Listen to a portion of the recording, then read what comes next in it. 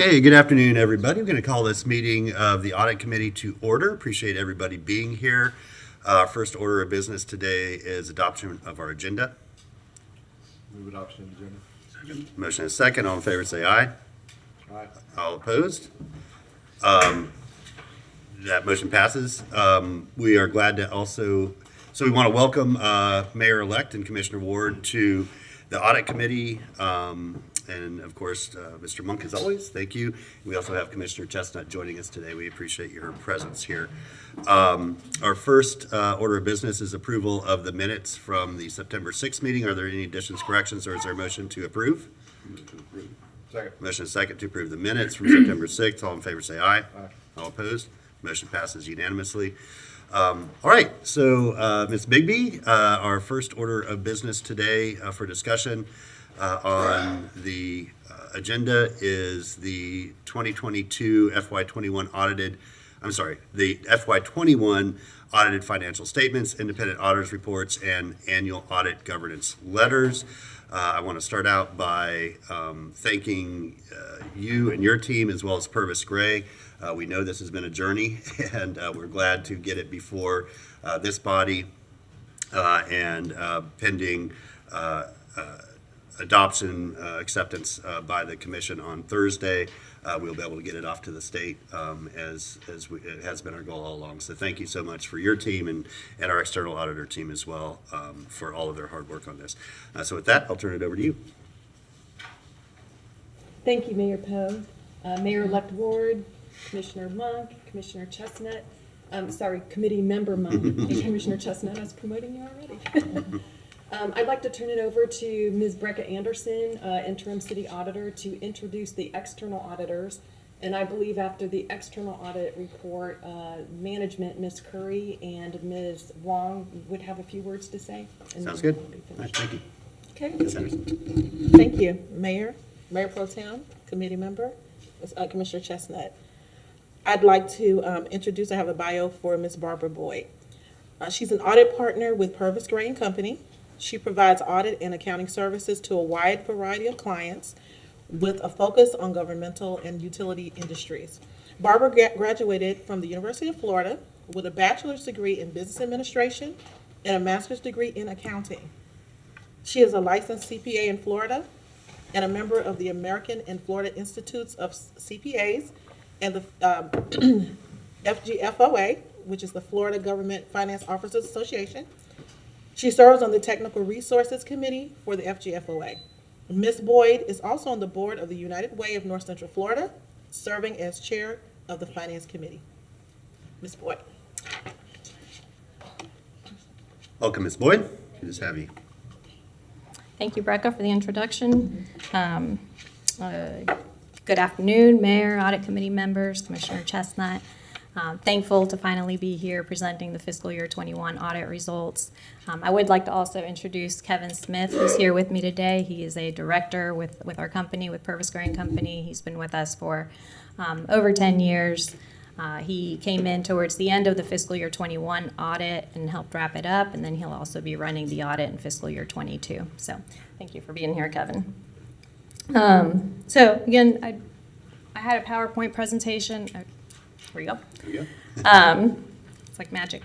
So on the next slide, I am presenting a summary of all 5 audits. The ACFR, the Annual Comprehensive Financial Report, which is the giant book, and then the Wild Spaces and Public Places Funds financial statements, the Employees Pension Plan, the Consolidated Police Officers and Firefighters Retirement Plan, as well as the Retiree Health Insurance Program. So this is a summary of all 5.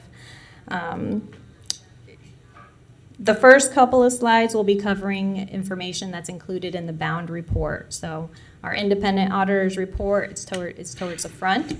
And then there are a number of other reports and letters that are towards the back of the report. So this slide neatly summarizes all that information. So our auditor's opinion on the financial statements and notes is an unmodified or clean opinions on all of the financial statements. So what that means is that based on the testing that we performed and the evidence that we gathered and evaluated, we concluded that your financial statements are free of material errors. So that's a good thing. It's previous slide, please.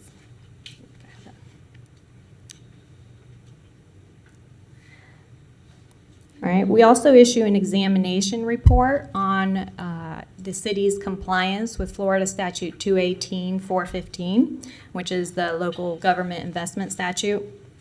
And we concluded that the city complied in all material respects with the compliance requirements for local government investments. We issue a report on internal control over financial reporting and on compliance and other matters. We call this a Yellow Book report. It's issued in accordance with the government auditing standards. And in here we report whether there are any significant deficiencies or material weaknesses that are required to be reported. So we look at your internal controls as part of an audit. We review the processes, and then if there are significant deficiencies or material weaknesses, we include them here. So we did identify material weaknesses and significant deficiencies, and we'll dig more into those on the next slide. But before we get there, there are a couple more reports and letters. The auditor's opinion on compliance for each major federal program and state projects, and a report on internal controls over compliance. You received about $30 million in federal and state grants, mostly federal grants. So anytime you have over $750,000 of either, we're required to do a single audit. And what that means is that we select major programs. So you had 3 federal major programs and 3 major state projects that we audited. And we take each of those and test the direct and material compliance requirements with each of those programs. So I'm pleased to say we issued an unmodified opinion on those. There were no findings related to compliance with those major programs or the major state projects. And we also have no significant deficiencies or material weaknesses in internal controls to report on those. So good job on that. We also have the final letter that's included in the bound reports is a management letter that's issued in accordance with the rules of the Auditor General. In that letter, we include, there's certain things that the Auditor General requires us to put in. So auditor describes the auditor's responsibility, our reporting requirements, et cetera. The main thing I want to highlight in that letter is if there's any recommendations for financial management improvement or any internal control weaknesses that just didn't rise to the level of being reported in the Yellow Book letter, we would include those here. So there is one item, and that is on the reconciliation of building permits issued to the general ledger. So your building permits are use one system, which is not being reconciled or was not reconciled during fiscal year 21 to your general ledger, and so there were some differences. We recommend that those be reconciled so that you can ensure that your general ledger is accurate and complete. This is a carryover item from 2020. All right, now on the next slide. So these are the specific findings that are included in your financial statements. They're included in the schedule of findings and question cost in the Big Bound report. One thing that is different this year from prior years is that we also included the findings within the individual reports. In the past, we just referenced the ACFR for the findings in the Yellow Book letter, but this year they are individually reported. And so there's no new findings. All these are carryover items. They're just newly reported on those separate reports. So going into detail on these, 2021-01 on bank reconciliations, we consider this to be a material weakness. The bank reconciliations were not completed timely during the year. Once they were reconciled, there were significant adjustments that needed to be made in order for the amounts to reconcile. Bank reconciliations are a key component in every financial reporting area, or almost every financial reporting area. It's really an effective means of detecting errors or other irregularities. So I can't stress the importance of doing regular bank reconciliations, timely bank reconciliations, and ensuring that any discrepancies are properly and timely followed up on. 2020 2021-02, the financial close and reporting process, also considered a material weakness. Commencement of the audit was delayed for several months. We came out and began the audit in July of 22. Most audit areas, once we received a trial balance to begin our audit, most audit areas still required significant adjustments. So there were over 90 over 90 adjustments. Some of them were provided by the client, some of them were audit adjustments. So what that's telling you is that the process was still not operating effectively during fiscal year 21. Again, the financial close and reporting process, much like the bank reconciliation process, just helps to identify errors in your financial statements and your trial balances.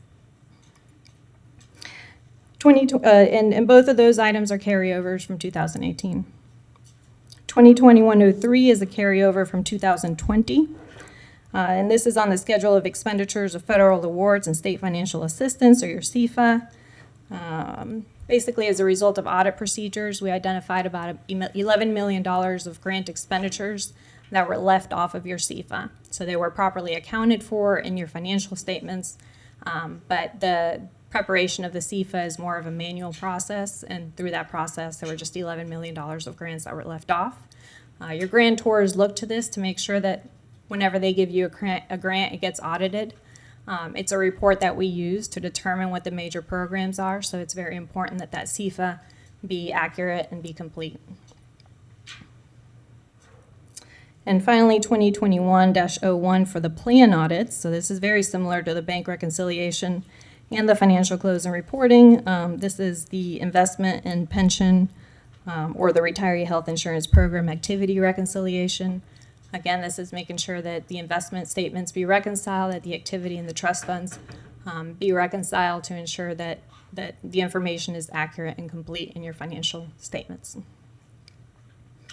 But both of those, well, actually all of those, this problem was exacerbated by the implementation of a new ERP system 9 months into the year. So your team was working, and we were working with two different systems during the year, which made everything a little bit more difficult.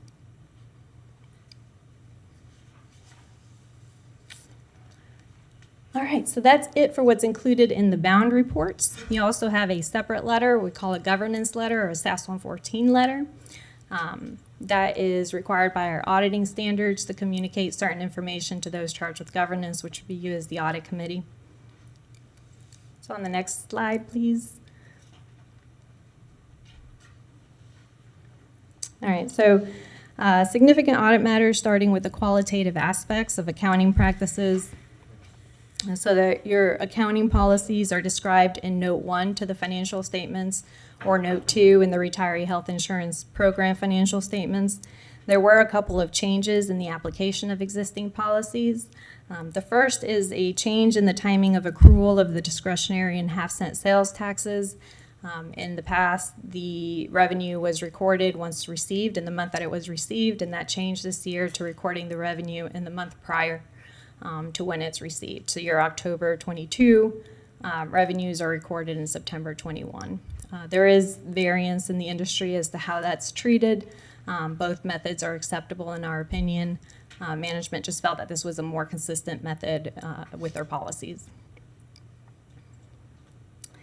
And then on the pension plans and retiree health insurance program, previously, the equity in the city's pooled cash that the trust had was recorded as cash and cash equivalents on the trust financial statements. This year, it's recorded as a due from the city. So the cash and cash equivalents, it's held and owned by the city. It's in the name of the city, not in the name of the trust. So this it was a more accurate way of reflecting what that balance sheet item really was. Significant estimates included in your financial statements. They're listed here. These are all fairly standard for a city like yours. We do evaluate the key factors and assumptions in determining that these estimates are reasonable, not biased. And then finally, with the sensitive disclosures, we highlight Note 16, which discloses the interfund balances resulting from funds that are either overdrawing their equity in pooled cash or from the allocation of the pension obligation bonds. that are recorded in your governmental activities, allocating them to the enterprise funds. On the next slide, some other significant audit matters in your financial statements or as part of the audit. Difficulties encountered in performing the audit. Of course, the commencement, next slide, please. The commencement and the completion of the audit were delayed due to turnover in key financial positions and the ERP implementation. Corrected and uncorrected misstatements. There is a list attached to each of the governance letters of the corrected and uncorrected misstatements. And then we had no disagreements with management.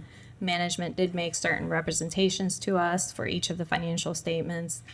It's about a 3 or 4 page letter of items that we rely on during our audit. And then we are not aware of any management consultations with other independent accountants, which would be akin to obtaining a second opinion. So that does conclude my presentation, but before I leave the stage, if you will, I do want to thank everybody that was involved in this year's audit, from the city manager, who from day one assured me that this process was going to get better, to your finance director, all of the accounting staff, city auditor, the GRU team who stepped in. So again, I appreciate everybody that's involved, because it's been thousands upon thousands of hours being put in to get to where we are today. So thank you. All right, thank you very much. Ms. Boyd, any questions for Ms. Boyd at this time? Or would you like to hear from the city manager? Okay, thank you. Madam Manager? Good afternoon, Mr. Mayor, members of the committee. Cynthia Curry, Interim City Manager. I would just like to say that I am pleased to be standing here with the report before you for your review. Sue Wong is our Finance Director. She is here with her team, her accounting section staff members who have worked diligently from last year up to this point to complete this, working, of course, with GRU, who provided us interim leadership. While we look to, of course, reinforce our staff, we did have a staffing issue. This audit is late. It was due 9 months after the end of the fiscal year. And so we fast forwarded another 5 or 6 months to get it done, but it is done. It is a clean audit, unmodified, no fraud, no misuse of funds. And we have been able to set a foundation, hopefully, that will help us to continue to get better in year 22 and finally on a really solid foot in 23. Ms. Wong came on board, I believe, in June of 2022 with a finance director who unfortunately became ill and had to step away.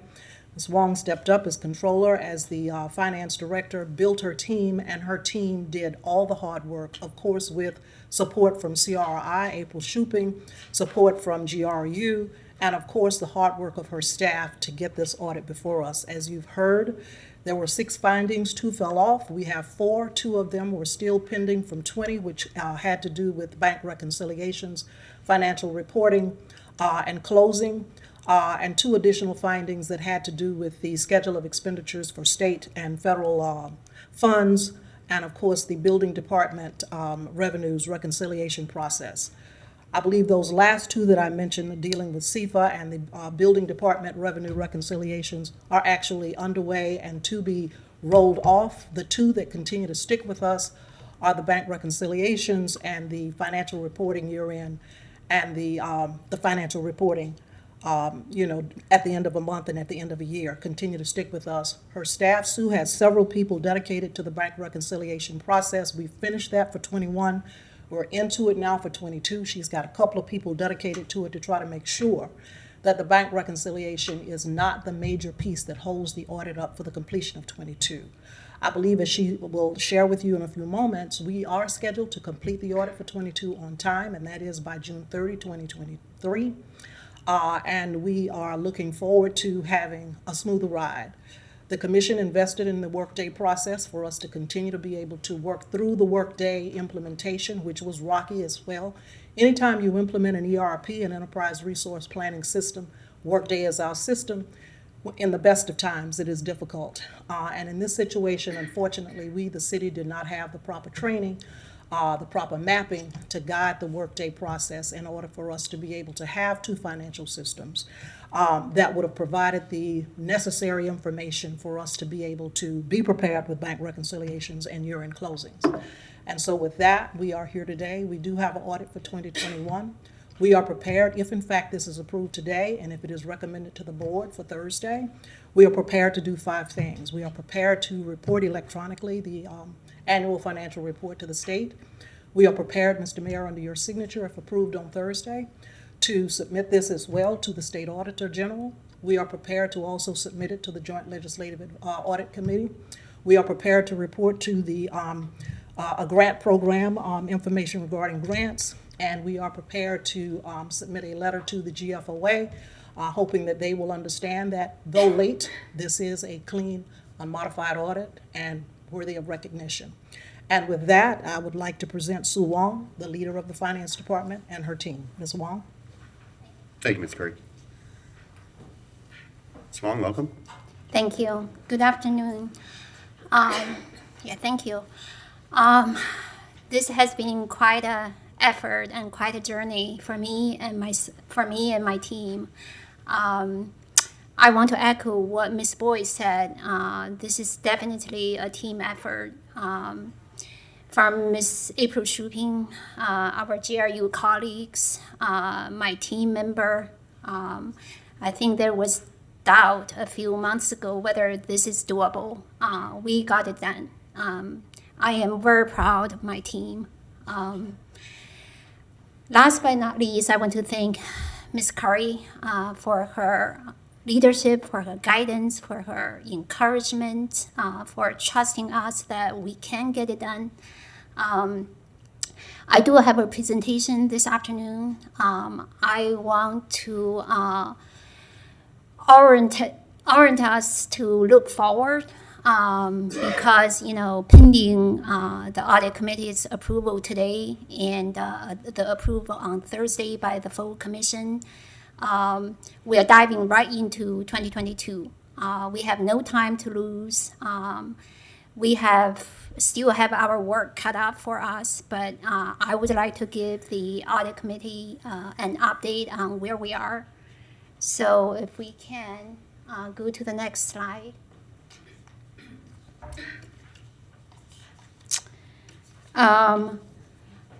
So completing the 2021 audit is really setting us up for success going forward, because we've been dealing with 3 fiscal years, 2021 being a year where we had to deal with 2 financial systems, 2 account structures, and reconcile the conversion data. So it has not been easy.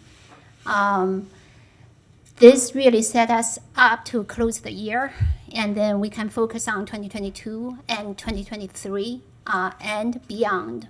And it gives us time to focus more on policies and procedures and provide the much needed guidance and support to all departments in terms of financial decision making. Next slide, please.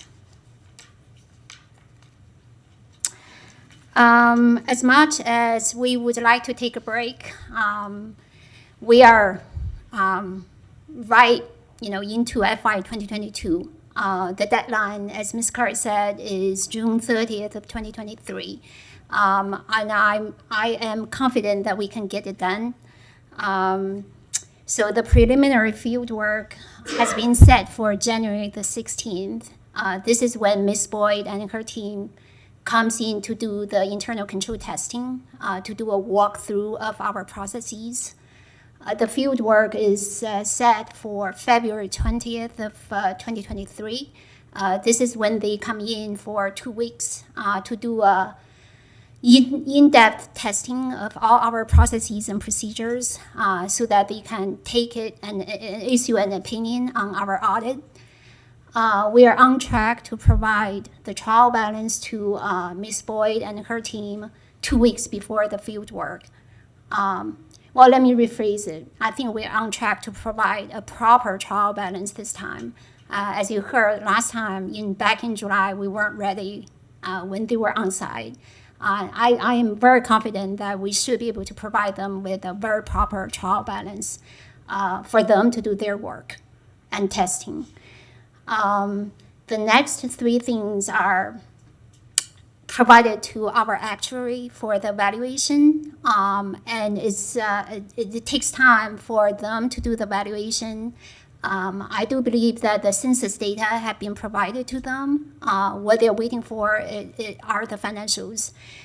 You can see, we are on track to provide those financials to our actuary by end of this year. We are expecting no new fundings, but of course, we'll find out in June when we complete the audit. Next slide, please. These are the priorities that I shared with the Commission back in September. I would like to give an update on where we stand in terms of those priorities. Process documentation is going to be ongoing. Month-end close, as you heard, has been a finding for several years for us. We finally started to close November, starting in December. We have come up with a comprehensive month-end checklist to guide us through this process. We expect to issue the trial balance and financial reports starting with Q1 of 2023. We do expect to issue financial reports on a monthly basis, but I think a quarterly financial reports is a good start. Bank reconciliations has been a finding for us for several years. We are expecting to complete 2022 bank reconciliations by end of this month. We have started working on October and November bank reconciliations. As you know, we're already in 2023, fiscal year 2023. We expect to get caught up by end of January. Other balance sheet account reconciliations are ongoing. Pension and payroll account mapping is definitely a priority for us. We completed the retiree payroll mapping for fiscal year 2023. We're going to keep reconciling and monitoring all payroll accounts. Grants administration, we are recruiting for a grant accountant. Marsha Lowry on my team has been doing a phenomenal job with grants. It's more than a one-person job, which is why we're looking for another accountant to focus on grants. Implementation of GASB 87 is a new accounting standard that we need to implement for 2022. And it's a big project, which is why, back in September, we said it's a priority for us because it takes time, and we're making progress with that. Next slide, please. These are the new projects that we are working on. Indirect cost study. We haven't done indirect cost study for quite a while, so we expect to complete this before the next year's budget starts. We're working with the budget team and all the departments on this. Functional mapping is ongoing, so it's definitely a priority for us. And again, we're working with the budget and all departments on the cost centers and the functions mapping. Arbitrage calculation is another thing that we need to work on. We need to focus and analyze the funds with negative fund balance, work on financial policies and procedures, and then when we are able, we're going to start training for all departments in terms of month-end close, financial reporting, everything related to Workday in terms of financial data and financial mapping. Next slide, please. I would like to give you an update on the staffing level in my department. We hired an accounting manager. He started on September the 6th.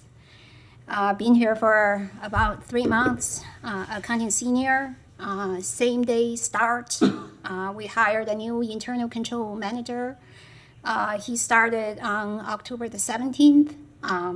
We created a new position, financial systems architect position, to specifically support us on Workday. She has been here for 2 months-ish, and a buyer started on October the 3rd to work on our procurement team. Yeah, it's on the next slide. Yeah, next slide, please.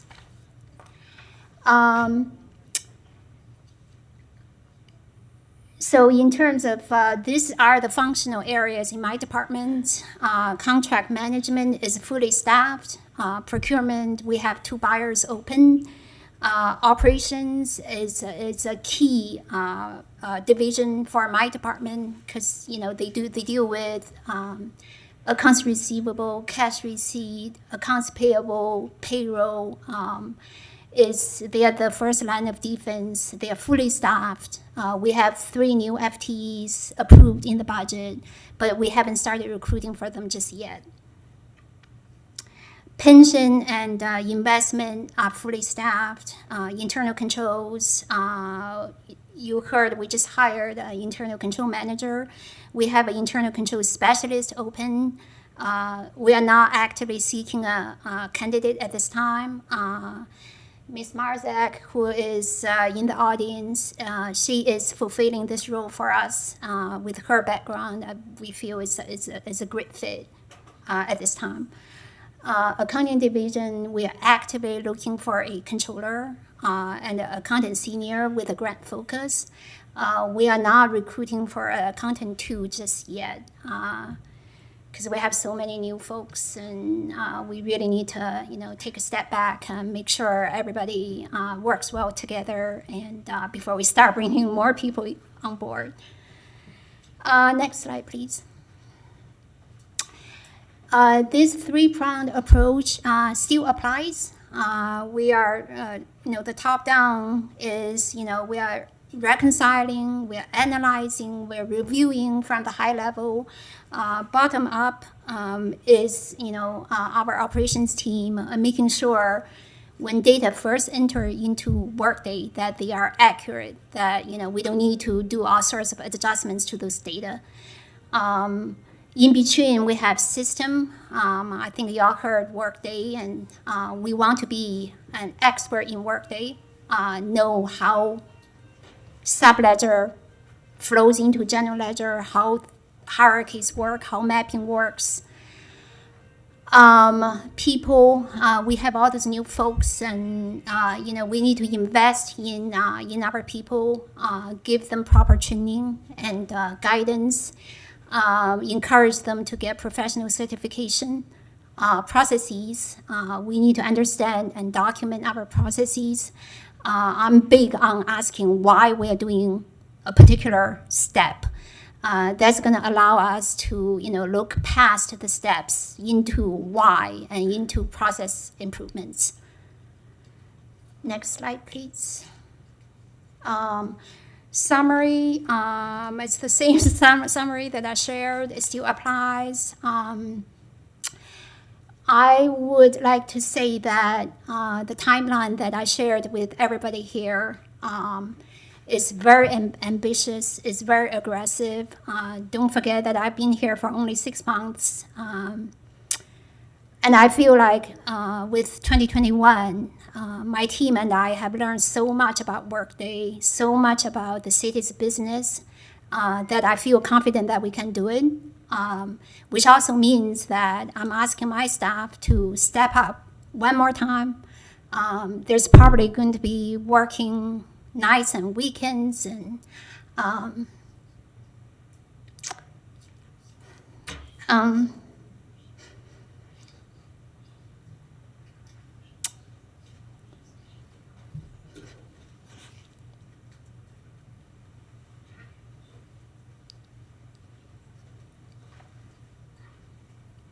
I got you. Come on. sorry, I didn't mean to be this emotional. but it hasn't been easy. And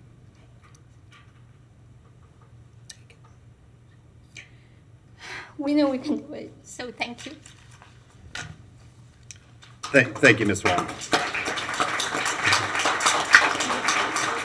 We could, thank you, Ms. Wong, and we absolutely acknowledge the Herculean effort that you and your team have undertaken to get us to this point, and I think we also very much acknowledge the determination you have as we move forward. We are very fortunate to have you in the position that you are.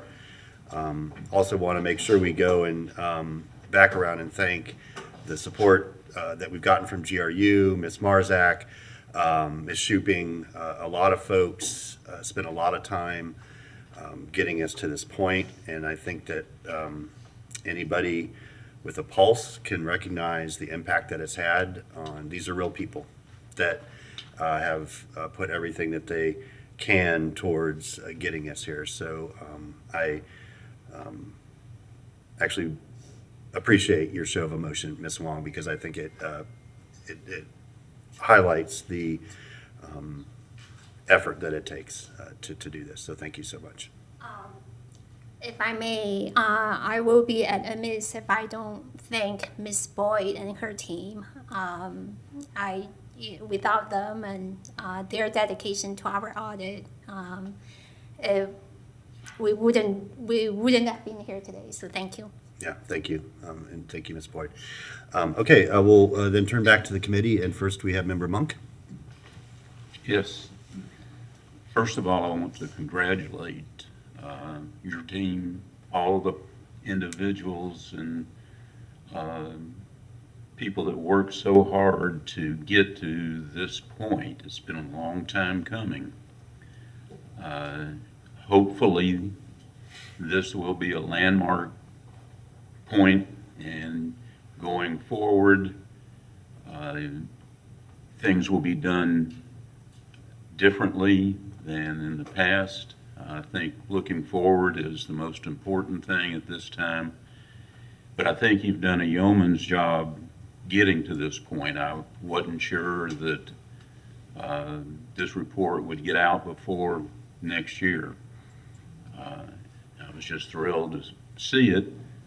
I haven't gotten through it all yet, but I'm glad to have it.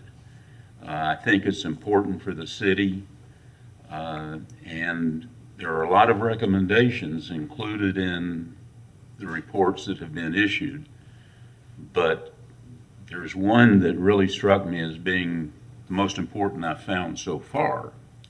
I don't want to imply I've been through all 500 or 600 pages, but it's a recommendation for a well-defined process for financial reporting, including overall timing, methodology, format, and frequency of analysis.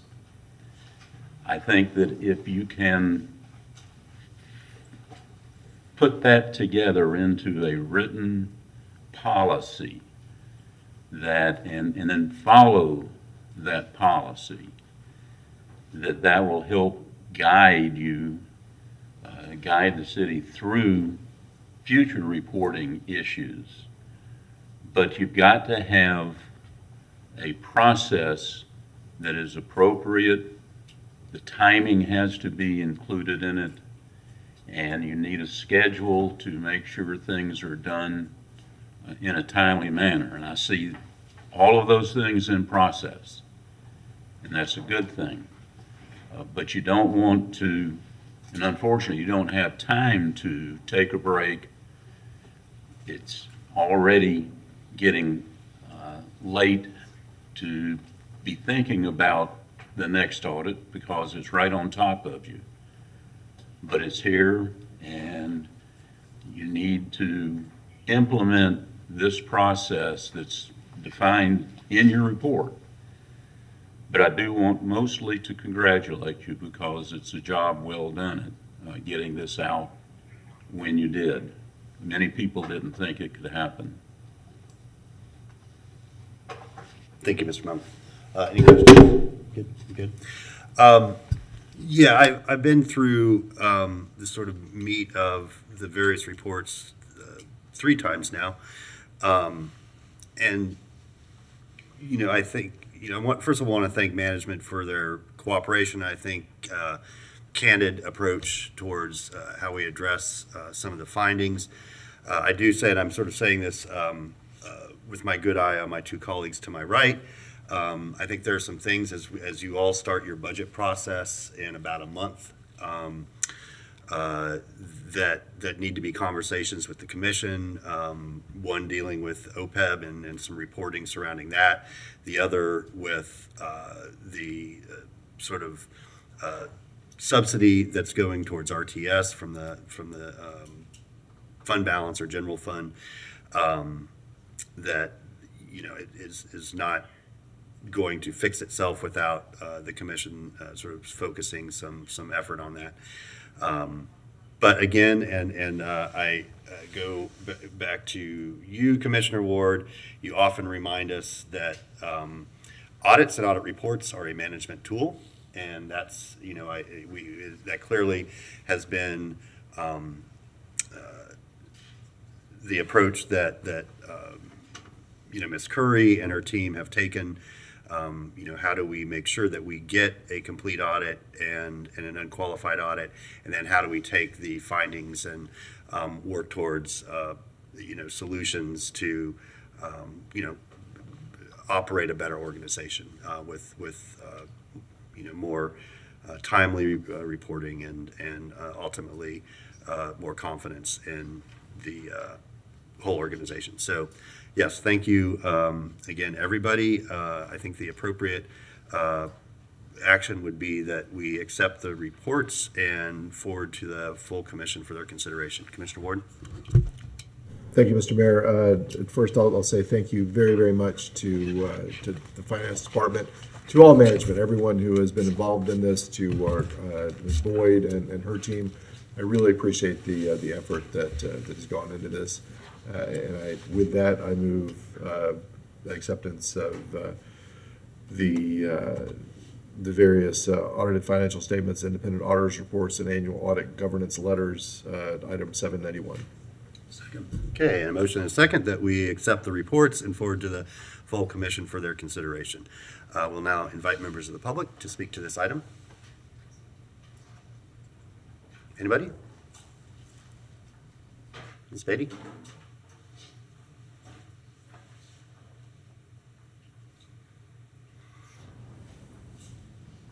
I'm going to ask you, as I asked you at previous.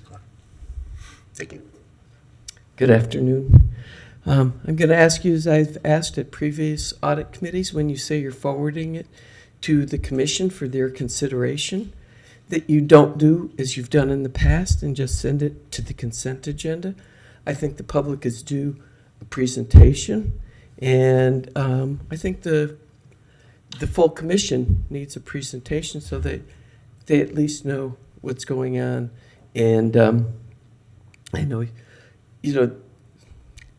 it seems that we haven't been transparent. You claim transparency all over the place, but you keep putting things on the consent agenda. This is very important, and I think that the citizens deserve this to be done in the open. So I hope that this motion to send it to the commission for consideration is to place it on the regular agenda and not the consent where you bury a lot of information. Thank you. Thank you. Anybody else wish to speak on this item?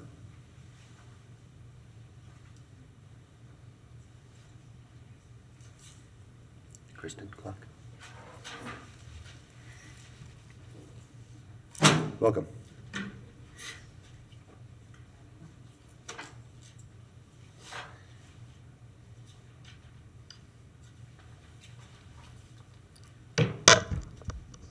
Hi, thank you, Poe and Mr. Monk. Mayor-elect Ward, congratulations. It's very fitting that we would be here today in the chambers with the same 2 city commission members who first denied my request for this backup on the 2019 audit. On June the 18th of 2019, That's kind of what started this train rolling. And I see that some of the truth is starting to bubble to the surface. We'll look forward to happy thoughts that were just shared by all, that these processes will be continued. Mr. Monk says hopefully, and I appreciate that positive attitude. We need certainty. Mr. Poe, you have promised me every year for 4 years that the findings would be straightened out. And here we are, stacks of findings. Mr. Boyd, thank you very much for your presentation, always very professional and accurate. She knows exactly where where the rules allow her to go, where they don't. I also like to say that a stale audit that's over a year old is of very limited value in this situation. There are so many years that were unreconciled. We still don't know. This type of audit does not detect fraud or theft of funds. Mr. Monk? Right. So, you know, I can't be as gleeful as the speeches that were just made. I think that we have a start on the truth coming to the surface. Ms. Curry, thank you very much for your efforts. You've already been nominated for an Oscar as a result of that speech. Ms. Wayne, I haven't met you yet, but thank you very much for your efforts. I know you've been covered with a yeoman's pile of work, and I don't want you to hold yourself responsible for what happened here. You can't solve this problem. This problem came from the top.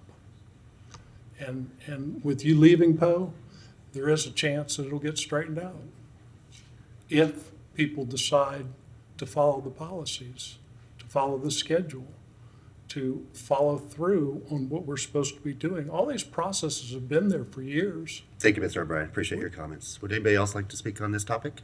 Thank you, Poe. Thank you.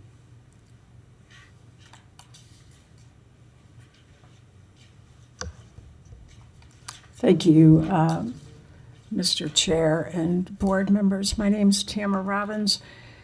I listened to the report, and I agree with Ms. Beatty that your motion should be amended to include that this is sent forward to the full Gainesville City Commission and placed on the regular agenda for a full presentation for the board members and especially for the most important stakeholders, the public. So I'd ask that you amend that motion. You sit here and you act like the staff are people. Yeah, they are. Ms. Wang has been placed with cleaning up the mess that you created. And it's like somebody creating a major horrible living situation for somebody, right? Totally responsible for it. Ever takes responsibility for it. People are pointing it out. And then somebody digs themselves out, and you're standing over there going, good job. What you should be doing is saying, I am sorry. We are sorry as a Gainesville City Commission for not listening to the public for years and just digging deeper. And then you want to sit there and act like you're compassionate and you actually care about staff's burden that they are trying to clean up the mess you guys made? I mean, seriously, shame on you, commissioners. Not this board members, but this Gainesville City Commission and Mr. Poe, you and Mr. Ward. You have been driving this ship for the last 8 years, and now staff is tasked with cleaning it up, and you act like you have sympathy for them?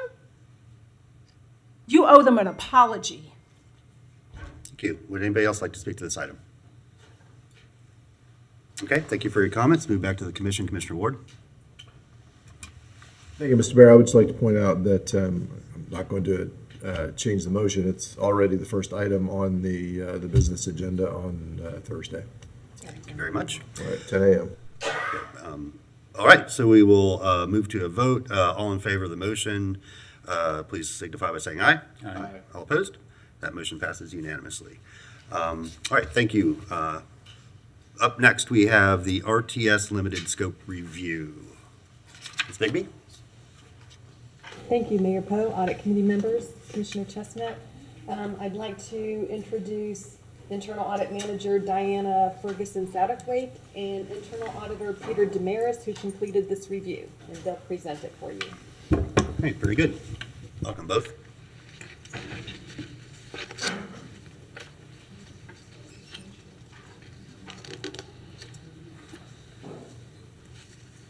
Good afternoon, Mayor, Mayor Pro Tem, Committee Member Monk, Commissioner. I'm Diana Satterthwaite, and with me is Peter Damaris, our Staff Auditor. We will be presenting the RTS Limited Scope Review report jointly. Peter will start off first, going through a little bit of background, and I'll take you through the equity analysis and the audit issue. Good afternoon, Mayor Poe, Mayor Tempor, Ward, Commissioner Member Monk, and Committee Member Monk and Commissioner Chestnut. As Diana stated, I'll be bringing you through the first part of this presentation. Can you go to the next slide, please? This is the 2022 RTS Limited Scope Review. Next slide, please. So in April of 2022, the City Auditor's Office investigated certain RTS collisions and resulting disciplinary actions based on unresolved complaints and hotline reports. Based on the limited data that was examined, no wrongdoing by management was found. However, there was an indication of opportunities for improvement. Therefore, the RTS Limited Scope Review was added to the audit plan in June of 2022. Next slide, please. The objective of the RTS Limited Scope Review was to analyze preventable driver incidents and collision data to identify potentially inequitable management practices related to disciplinary actions for preventable vehicular incidents, specifically collisions. The scope included an assessment of the effectiveness of controls related to RTS assessment and management of preventable collisions, and documentation of disciplinary action from January 23, 2019 through August 25, 2022. Next slide, please. Just a little background. RTS provides bus transit services for the city of Gainesville and Alachua County. RTS buses were operated by approximately 330 current and former drivers during the scope of our review. Collisions are an inherent risk of transit operations, but city policies and procedures and the Federal Transit Administration guidelines help to mitigate that risk. Next slide, please. Some of the policies and procedures that we referenced are the city's Equal Opportunity Policy, EO4, RTS's Employee Manual, the Code of Conduct Manual for Human Resources, the Amalgamated Transit Union Agreement, and the Federal Transit Administration guidelines, which provide financial and technical assistance to local public transit systems and oversees safety measures. Next slide, please. Okay. So RTS is required to adopt a safety management system based on FTA guidelines. As a result, RTS implemented Track It Manager in 2019, which is when we started the scope for this review, which documents collisions and incidents. And Track It is just a cloud-based records management system. Within it, collisions can be classified. Can you go to the next slide, please? This is actually a breakdown of how events can be classified within Track It. On the left, you have your major buckets. So they can either be incidents or collisions, or they're labeled as miscellaneous. And then within that, there's further classification of preventable, non-preventable, miscellaneous, if they're still under investigation or undefined. We just focused on the collisions that were preventable, the 123 up there, which involved 91 different drivers. Next slide, please. Okay. And as an FDA grant recipient, RTS is required to submit safety and security reports to the National Transit Database, and that is the nation's primary source for information and statistics on transit systems. The NTD reportable classifications for each incident were reviewed. So within Trackit, you can assign events as either reportable, non-reportable, or some did not have classifications. 10 were classified as reportable, 96 were classified as not reportable, and 17 did not have classifications. After discussing this with management, it was revealed that when Trackit was implemented, it was not mandatory to enter a classification, but all entries as of 2021 and 2022 were assigned NTD designations. And with that, I'll hand it over to Diana.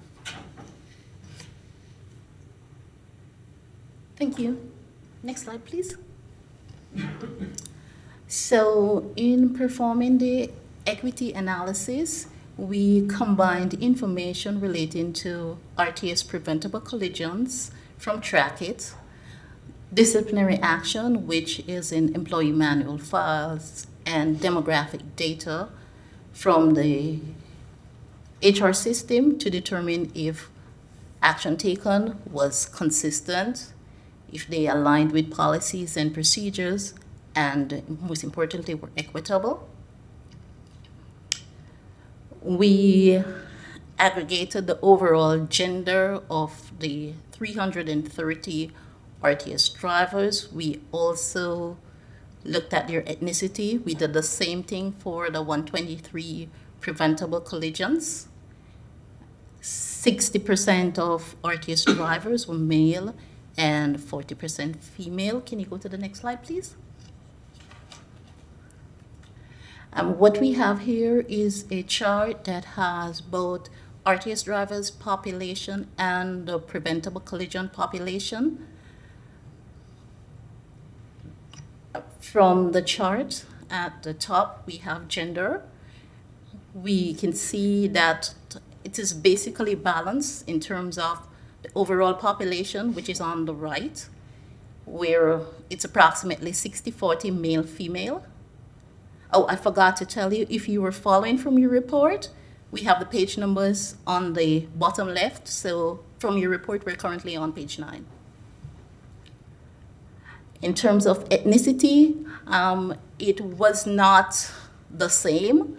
So we had, in terms of the overall population, 60% Black or African American drivers, and in terms of the collisions, 49%. For the population, we had 32% white, and for the collisions, 41%.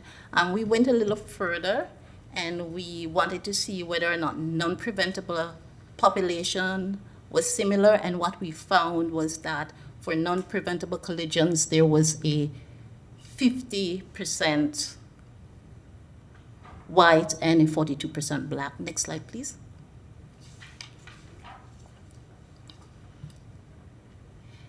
We also analyze the preventable collisions looking at alignment with policies and procedures.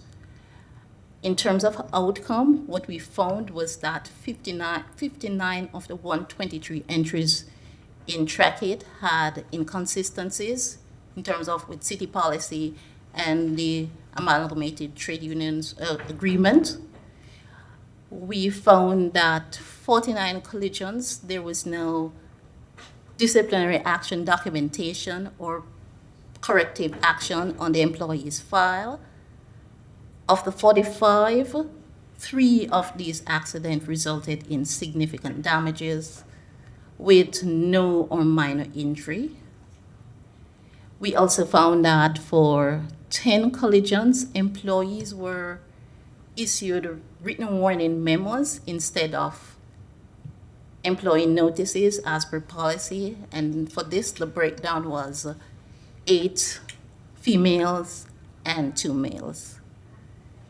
Management also waived 4 of 18 suspension. And for this group, there was no significant demographic disparity. Next slide, please. Here we have just a graphical representation of the collisions that were not updated on employees' file and comparing to the preventable accident demographics. And what we're seeing here that For gender, there was a change. So we moved from a 60-40 male-female to a 69-31 male-female. So we had more males where the information was not updated on their files. Next slide, please. We also found that for persons who receive a written warning memo, it did not correlate with the preventable accident or the overall driver population. And here the ratio changed to a 20/80 male-female from a 60-40. Next slide, please.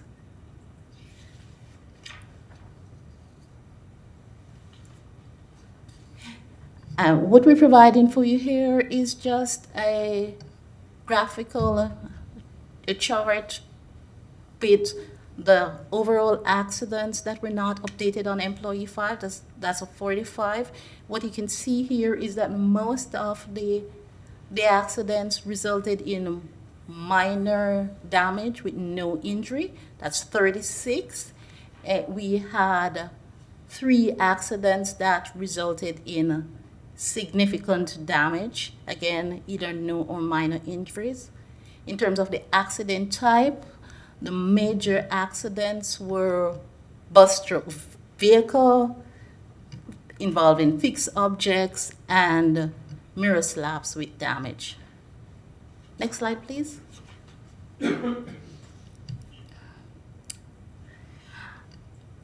In concluding,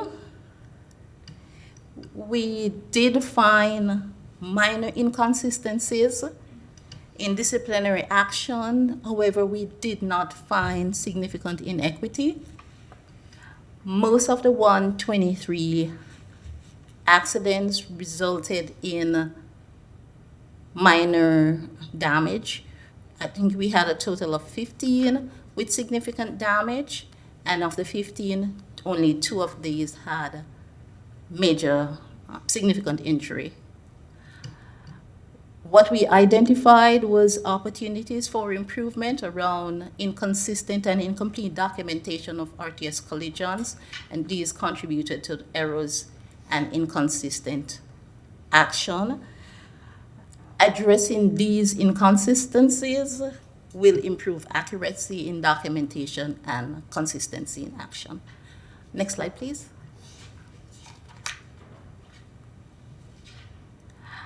Okay, so we had 1 audit issue, and as stated earlier in the presentation, some preventable collisions in Trackit and in employee manual files were incomplete and inconsistent. Procedures and were not complete or consistently applied. We found that the procedures were also outdated, and there wasn't clear descriptions in terms of their documentation. For the 123 collisions, we had 44 where no disciplinary action or corrective action was updated on the employees' files, and 3 of the 44 resulted in significant damage, but not significant injury. Where management determined that corrective actions should have been taken, we found that of 30 collisions, 22, the corrective action plan in the Trackit system was not updated.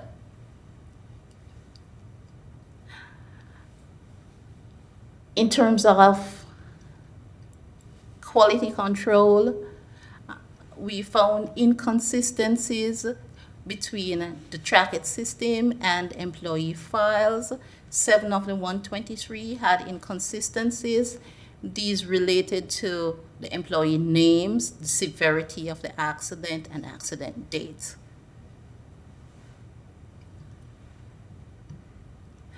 We found that management action was not consistent with the city's code of conduct and the union agreement for 54 collisions.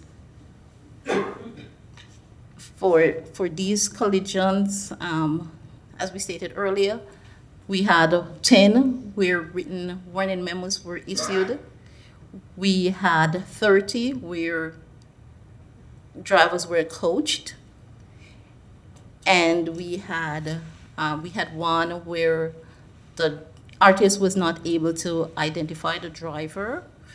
We had 9 instances where the action could not be taken because the notice period that's required, 30 days, had passed before the drivers were notified. So management was unable to take action. Next slide, please.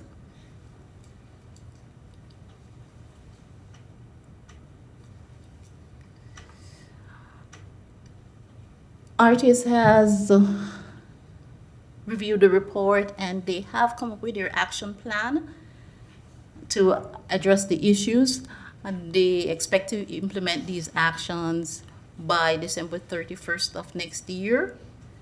In terms of documentation, they have corrected the miscellaneous code that was used in the Trackit software. They will maintain documentation of their discussions with the union to eliminate the perception of inconsistencies. The safety and security officer will report directly to the transit director to comply with FTA requirements. For policies and procedures, they will review and update their processes and procedures. They will also be doing that for the employee manual and the employee's handbook and supervisor's handbook as well. Definitions, they are reviewing those as well to reflect best practices and also to incorporate state and federal requirements. Their supervisor's responsibilities will also be updated and revised to reflect new processes and procedures. And we're at the end. Thank you. And we also want to thank the team from RTS and HR personnel who assisted us during this audit. With their help, the process was really seamless, and we appreciate it. Any Okay. questions? Thank you. Ms. Bigby? Thank you, Mayor, Audit Committee members. Would Director Jesus Gomez like to come up, or Jason?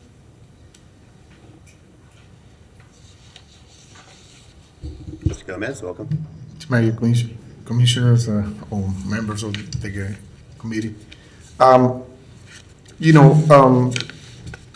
Every year we get either a federal or DOT audit, and we've been in compliance with those regulations.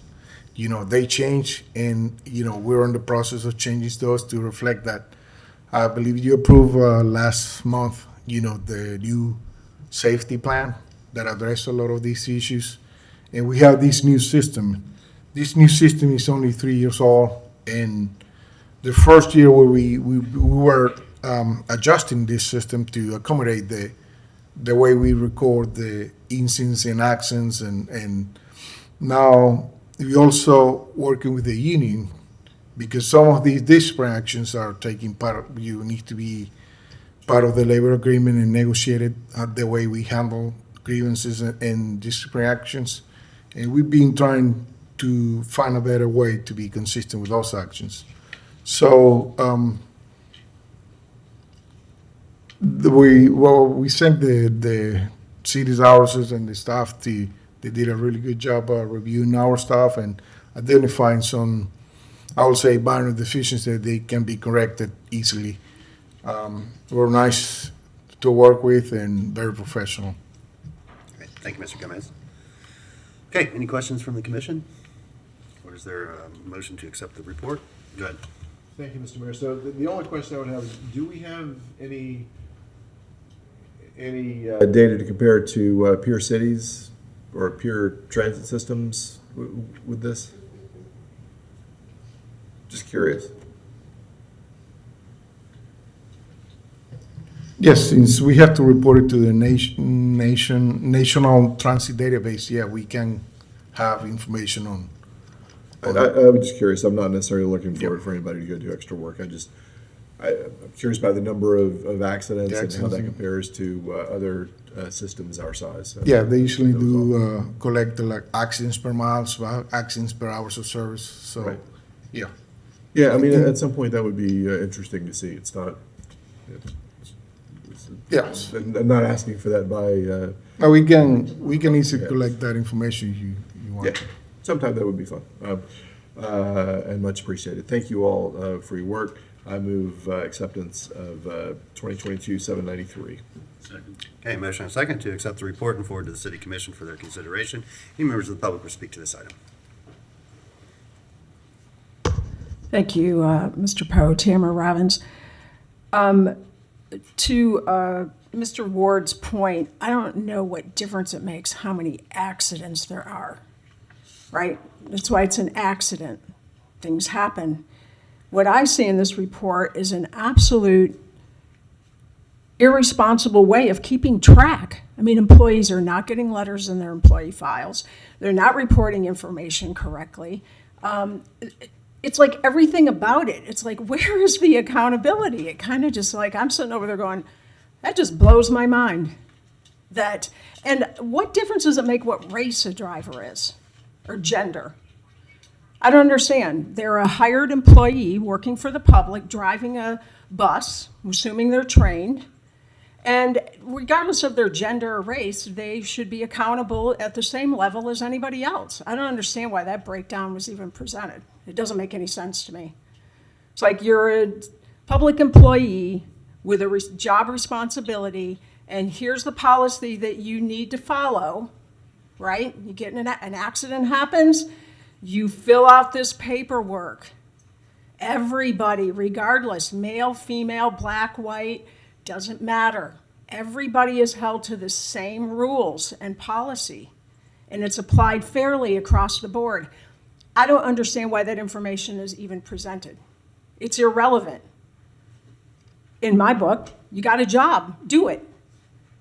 And have a policy in place that protects the public from being exposed to liability because there isn't policy and procedures in place that are protecting the exposure of the liability to the public when things happen and correct record keeping is not done. That's the whole point of rules and procedures.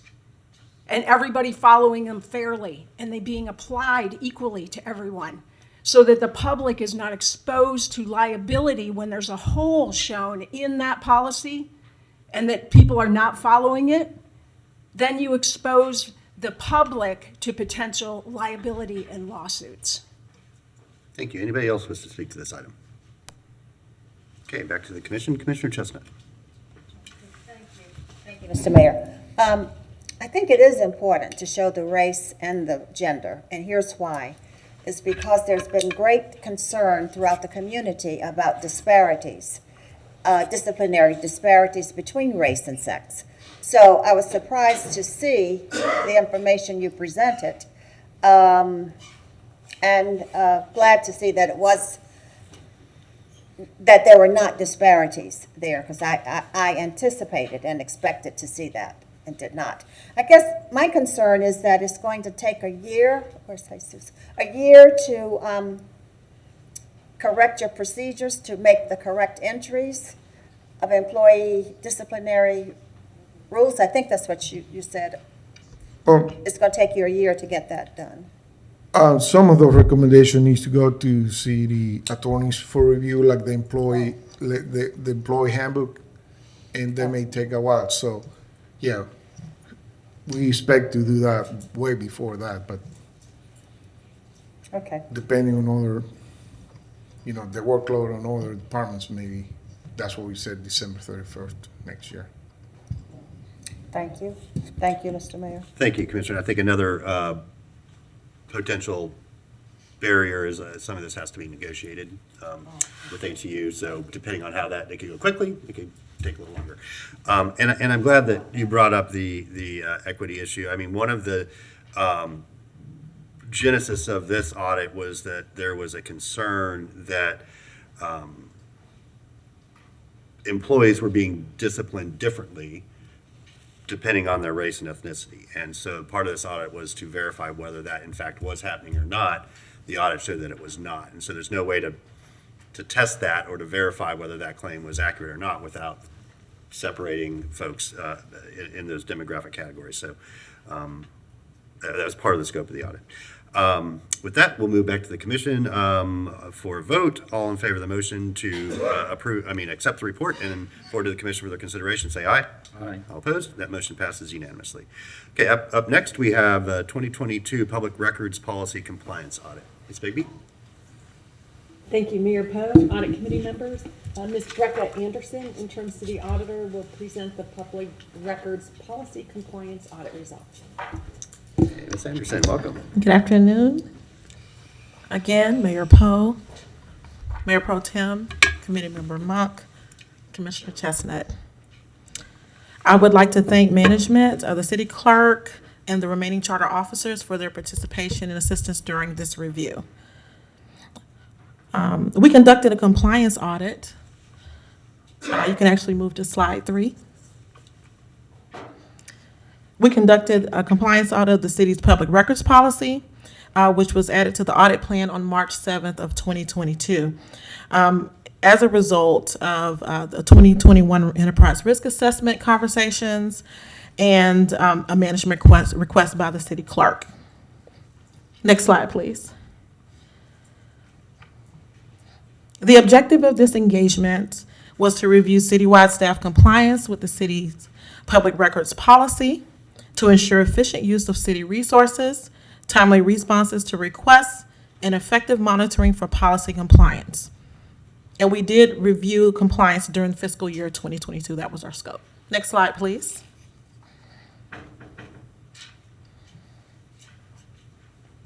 Okay, you all are all familiar with the Florida Public Records Law, Chapter 119 of the Florida statute. It provides that any records made or received by any public agency in the course of its official business are available for inspection unless exempt by the legislature. So as a city, we're responsible for retaining and providing access to public records in accordance to Florida law, okay? So in response to that, to ensure that this is managed properly, the city adopted the G5 Public Records Policy, and the city clerk's office created guidelines to also assist with meeting and managing compliance with this law. Next slide, please. This is kind of a depiction here of how we are organized here in the city when it comes to addressing public records requests and responsibilities. We have here that the Office of the City Clerk is a records management liaison officer. She has a records manager, and she has staff that assist her with ensuring that public records requests are managed for general government, not including GPD. And then it also goes down to the records custodian and liaisons within the department. Okay, and you see here she has other city functional areas, and that's what I was referring to. Also, GRU has a RMLO as well.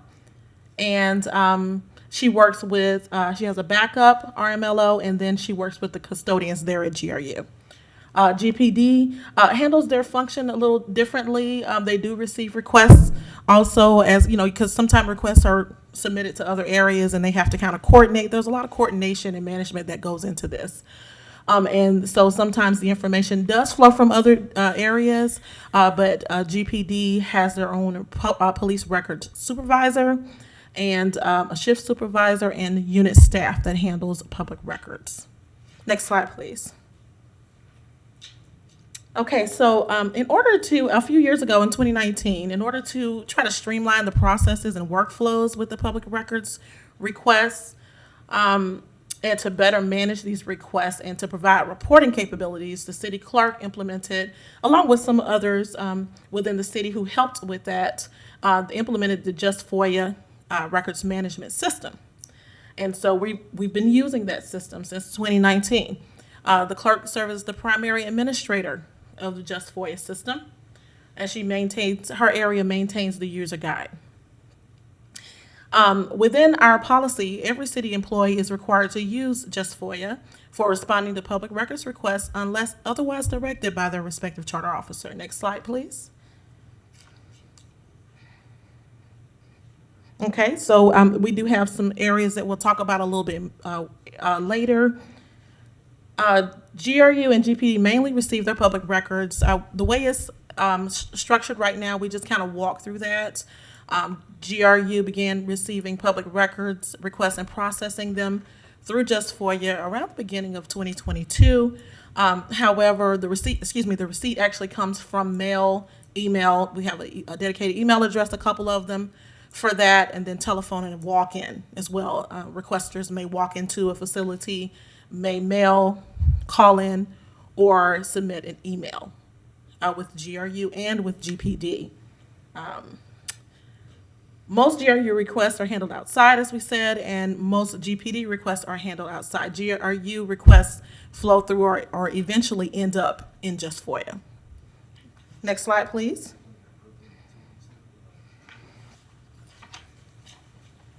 Okay, so we just kind of talked about this a little bit just to reemphasize that the request may be submitted to the city. We've made it easy for our citizens, for our requesters, that they may submit by email, mail, telephone, in person, or through Just FOIA. It is a portal you can go through, and we'll see a picture of that in a moment.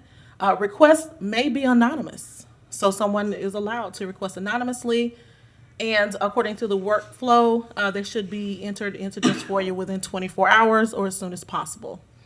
Next slide, please. This is a picture. This shows a picture on the landing page for requesting a public records request. Just making sure we're getting the word out there to the citizens or to anyone who needs to request a public record through the city. They can go through this portal here, go to the website and find information on how to submit a public records request, and then also submit it through this portal. Next slide, please. Okay, so we have some guidelines that we've established, all right, because we know some of the city employees are actually spending time putting these public records together at the request of the requester. And so we have established some policies and procedures to ensure that we are able to kind of recoup some of the expenditures for that, because sometimes it can kind of be a little long with compiling the information. So staff can assess fees for duplicating or mailing public records and assess special service charges when staff spends more than 15 minutes to locate, copy, or refile records. So what staff does is that they submit an invoice to requesters. At the moment, that process is done in pretty much 3 different ways, depending on the 3 areas I just got through talking about: general government, GRU, and GPD, but it can be assessed through Just FOIA.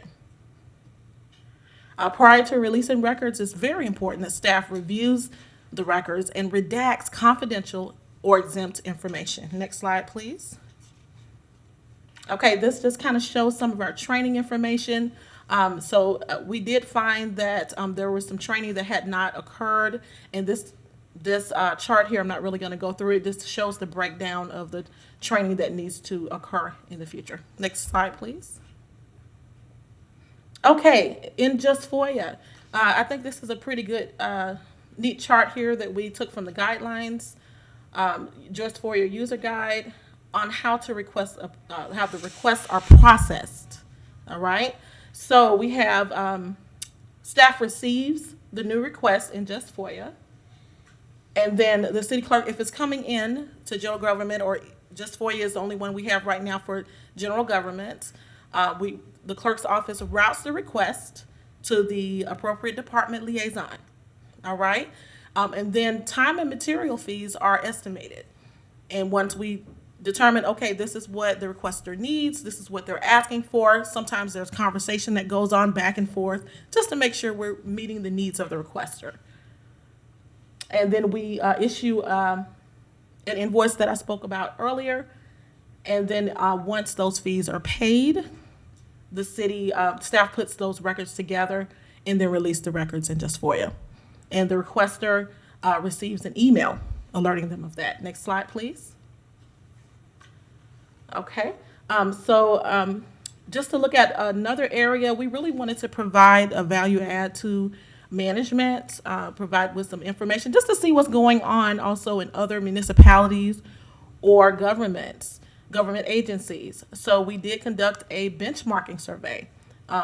It was to compare policies, procedures, and practices enacted by our own agency in comparison to the other 47 government representatives we talked to.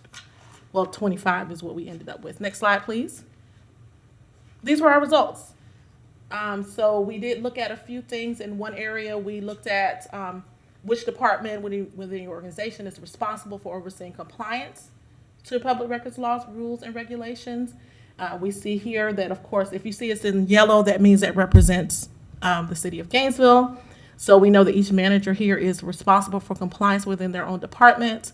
It looks like the clerk's office holds more responsibility in some of the other areas. The next one on the right, does our organization utilize a public records information system? We know that we do. We just talked about Just FOIA. Next slide, please.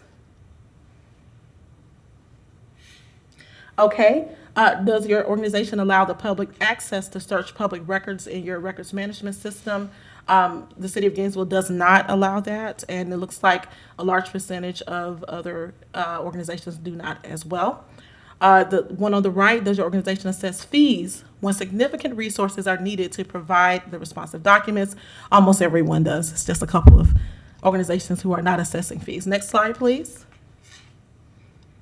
On the left, the amount of time that your organization is expected to provide information in response to public records requests. We have a recommended time window here at the city of Gainesville, which is 10 business days, excuse me. So you'll see us here in this yellow part. And then we do have some with no time requirement, but we do have some comments that some say they have some outside that bounds. And then here on the top and bottom, this is just, is there a policy for retrieving public records from public officials, public records from government issued electronics? We know we have that as well. You can see how we measure up with other agencies. And then on the bottom there, is there a policy for retrieving public officials, public records from government electronic devices? And you see that information there. We do not have a policy for that. Next slide. Okay, overall, management is doing a really good job of public records policy compliance. Management has established policies and procedures and implemented the Just FOIA public records management system to better track and streamline processes. We did identify 2 moderate issues where management has agreed to improve processes to address risk. Okay, the first one is policy and oversight need improvement. And on number 2 is internal controls around responding to public records requests need enhancing. Next slide, please. Okay, on issue 1, policy and oversight need improvement, there were some instances of noncompliance with city public record policies and guidelines related to training and monitoring. Okay, so we just got through talking about the training. We did say that the training that's provided to the records liaisons, it wasn't sufficient to ensure that they understood exactly how to redact exempt or confidential information, so the clerk's office is looking into enhancing that. About half of active employees enrolled in training did not complete the training by the end of the year, and that goes for both trainings, the basic training and the training for the liaisons. Next slide, please. Oversight and monitoring is always important. Reports for monitoring for time and completion were not provided to staff for 4 of 12 months, and email reminders were also not consistently sent to liaisons. Public records policy. We did identify one element of Florida statute that could be implemented that would provide additional protections for the city. And usage of Just FOIA to process requests is not consistent across the city. And I'm not just referring to GPD and GRU, it's just not consistent across the city. Next slide, please. Okay, so management has reviewed the issue. They looked at the report and the issue, and they came up with a management action plan in response to our recommendations. The city clerk will draft revisions to the city's G5 public records policy and guidelines to reflect a designation of the city clerk as the city's custodian of record for legal purposes as defined in Florida statute 11912 to include posting of this information. This is in response to that one area I said of Florida statute where it could provide an additional protection for the city. The city clerk will strengthen public records training and develop a centralized public records request process to assist with compliance across the organization. Next slide, please. Issue 2, internal controls around responding to public records requests need enhancing. So we looked at fiscal year 2022, and we did identify, we identified public records requests to assess the adequacy of response, accuracy of fees assessed, and timeliness of response to the request. So we know that internal controls, we did see that internal controls around those areas could be enhanced, should be enhanced. Next slide, please. Specifically, responses were not adequate for some of them. Overall, a higher percentage of the responses were adequate and they were sufficient to the requester's need. Responsive documents were not adequately responsive for 2 of 29 general government request samples. And we also saw that correspondence occurred outside of just FOIA for 4 of the requests. And then evidence that responsive records were provided was not available for 1 of 7 GRU requests. Evidence that responsive records were provided were not available for 2 of 11 GPD requests. And so when no responsive records were provided, staff successfully communicated to the requester that there were no responsive records for the samples we reviewed, and the remaining sampled requests were correctly handled. Next slide, please. Let's see. And I do want to mention also, I think I kind of left it off the slide, just the processes in GPD. There are going to be some enhancements there. And so we'll talk about that in a little bit, but the processes were not designed to track the public records. So some of them we could not verify or see that the request was fulfilled because the process just wasn't in place. Inaccurate fee assessments. Of the 20 general government public records requests that we reviewed, we saw that the charges just weren't, I'm not going to go into detail on each thing, but we did see that some of the fees and charges were not correct on some of the requests. Okay, next slide, please. Okay, next slide. Okay, and then on C is untimely responses to public records requests. And on this one, this is where we have that recommended time window of 10 business days. We talked about that. So for general government, we did have some requests that were not followed up on. And then when the window was approaching, and 3 requests were not followed up on when the window had passed. And then we also saw that was with general government. We also saw GRU. We did see 1 request where the request was not followed up on when the recommended time window for completion was approaching, and it was not followed up on when the date had passed.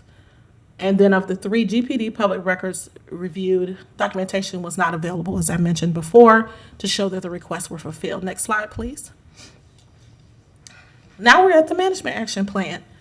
Management will increase training of all city personnel on the public records policy and guidelines to ensure each department implements the citywide requirements into their process, improves the adequacy of responses, accurately assesses fees, and ensure timely response to public records requests. Also, management is going to revise GPD and GRU's public records processes, allowing the public records request lifecycle to be managed through just FOIA to provide consistency and improve the tracking of requests. Next slide.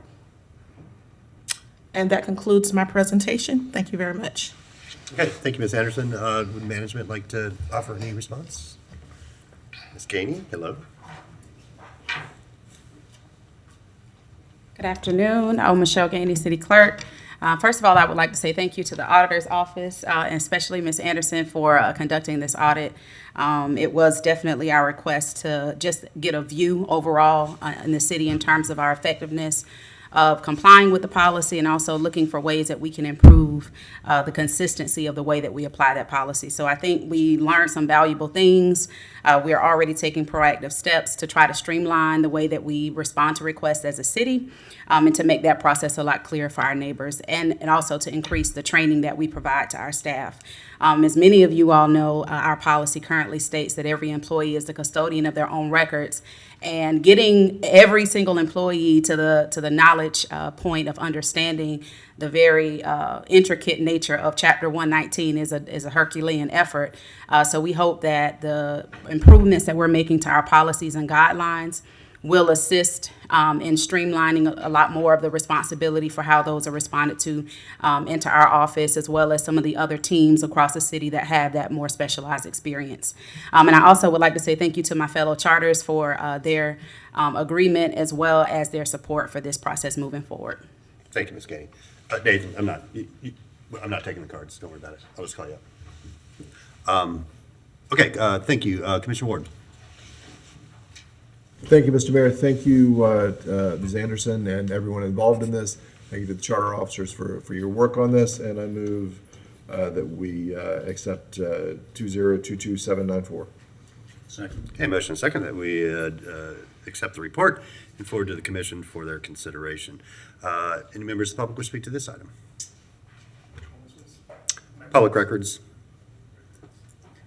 I'll speak to it.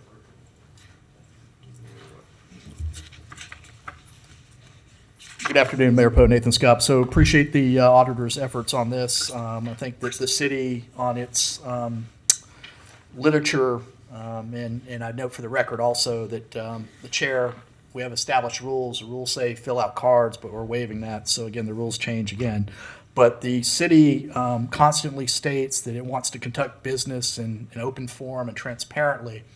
And I really think we need to do a better job on public records. I think we need to do a better job on transparency. I think we need to do a better job on posting backup information for agendas in a timely manner. Particularly, I had to make a public records request for the backup for the audited financial and the state audit issues. And what I got was interesting because it had the documents that should have been posted when the agenda was posted. Clearly, they were available.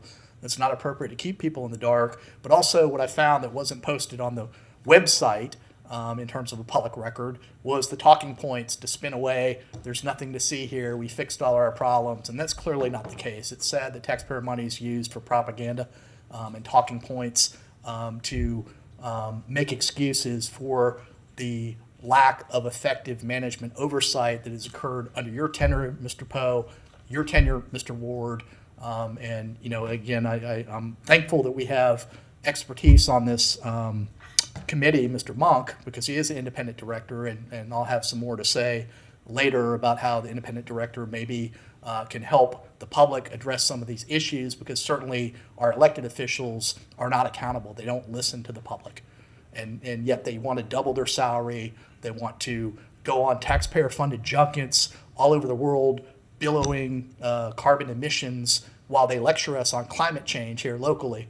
And it's just nonsensical. So I appreciate the auditor's efforts. There's a lot to clean up here. And if you'd focus on core governance and fiscal responsibility, we might have a better city. What are you making hand gestures? Is that's impolite, Mr. Ward? Okay. Thank you. Thank you. Anybody else wish to speak on the public records item?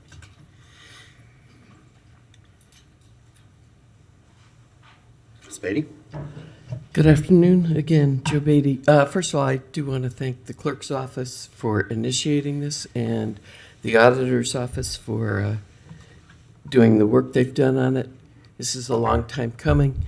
During the biomass, beginning of the biomass era, while the biomass mess was being worked on, there was also work on changing the access to public records. And that's when each employee became responsible for their own. And it's led to a lot of confusion. I look forward to the changes that are going to come from this. One of the findings, and that's been bothering me, you force everybody to go to Just FOIA. Just FOIA has a search option, And that search option is non-functional at this point. I've mentioned it before to the clerk and to different people. And I hope part of what comes out of this audit is you tell them to turn that on. There's no reason that I can't go and search all the other public records that have been given. It probably will save you staff time because I don't know how many people are requesting the same information. And that should be open. You brag about being open and transparent with the public. That's part of it. I would also like, when these policies are done, sometimes you can go to an employee. I know a certain person has a certain record. I go to them and I ask them for that record. Some of them will give it to you. Others will say, oh, no, I can't give it to you. I have to send this request to the records custodian. And then, so something that could be done right then, forwarding the information, goes around a big circle. One of the public records requests I made got tracked to risk management, and I didn't get it timely. And it's not just me. Trying to get records from the city is like playing whack-a-mole. And I hope that this audit will lead the commission to create good policies, truly transparent. You know, you say you're transparent and open. Now let's start showing us that you're going to do that. I thank everybody for doing this. I'm happy if anybody wants to know different experiences. Sometimes we know when you don't want us to when somebody doesn't want us to see this, we get $5,000 charges and stuff, which eventually may, if we're persistent enough, we can get them down. But thank you to all the staff and the charters that were involved in this. It's long overdue. Thank you. Thank you, Ms. Betty. Anybody else want to speak to this item?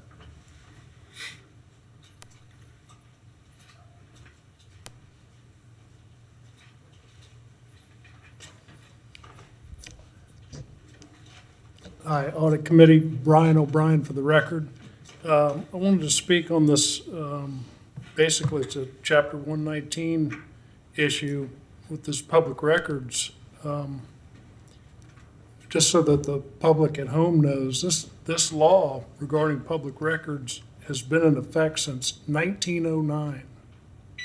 So this situation with the inability of the city to appropriately follow the law that's been going on for years that I know of and have struggled with the public records responses from the city, it is a little bit just like the financial accounting in that the city used to perform this task without problem until the current leadership took over.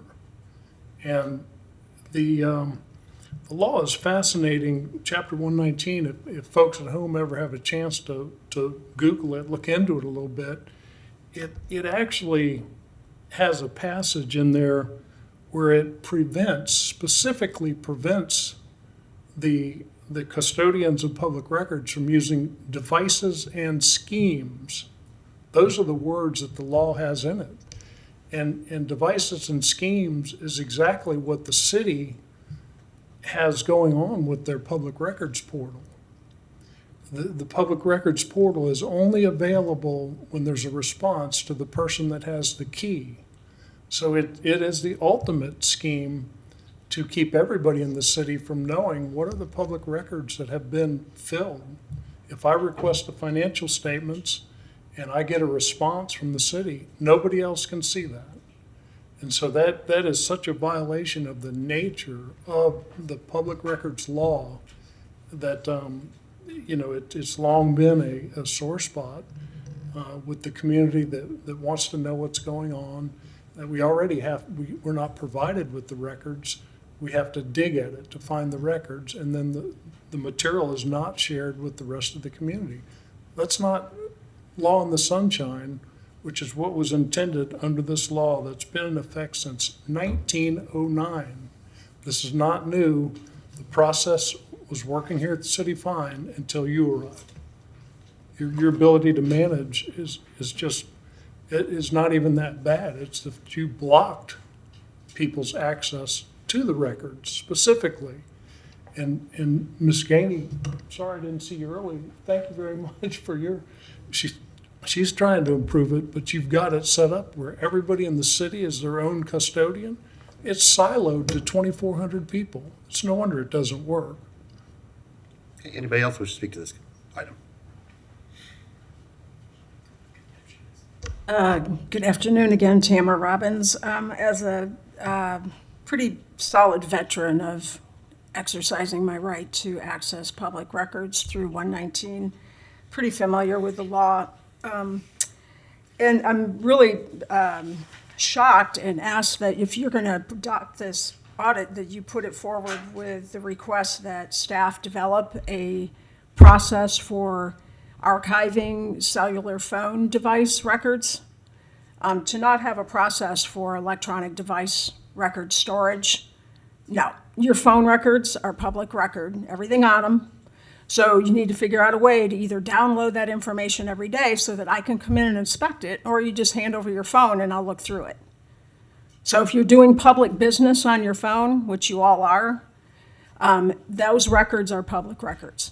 So please move this forward with a request that staff develop a process for archiving that information and providing the public access to inspect it or copy it if they wish. 10 days to provide is excessive. I think that should be weighed in by the attorney. It's not reasonable to take 10 days to locate, review, and copy and provide a record to the public. It's just not. It should be like 2 to 3 days max. The former speakers talked about the creation. You have this portal. I will not sign into a portal ever on any public agency's request to do so. But those people who do, that portal is in itself gathering data that is open to inspection. So not allowing the public to go into the portal without being part of the portal is denying access to public information. Okay, the portal exists, you're gathering information. That portal information should be able to be inspected online by anybody who wants to without providing their information to access the portal. Fees for redaction, it's not mentioned, and there's no process for the public to, that's been set up that I've seen reported for the public to inspect. So as you know, according to 119, the public has a right to inspect and or copy but have access to all public records and business. So I didn't see anything about what's the process to set up if I want to come down here and sit down and inspect your desk records. How do I do that? So, or whatever's on the dais right now, that's all public record. So you keep taking notes, it's public record. It's all public record. Everything you do to execute and move into making a policy decision is public record. So, but the electronic devices needs to be done because you guys are on your cell phones all the time. Thank you. Thank you. Anybody else wish to speak to this item? Okay, back to the commission. Commissioner Ward. Thank you, Mr. Mayor. In an effort to be clear and transparent, I just wanted to let the public know that when I did this, it was because the comments that were being made for about 2 of the 3 minutes were not germane to the item before us. Okay, thank you. Do you have a motion on the floor to accept the report and forward to the commission for their consideration? All in favor say aye. Aye. All opposed? That motion passes. All right, Madam Auditor, our last item.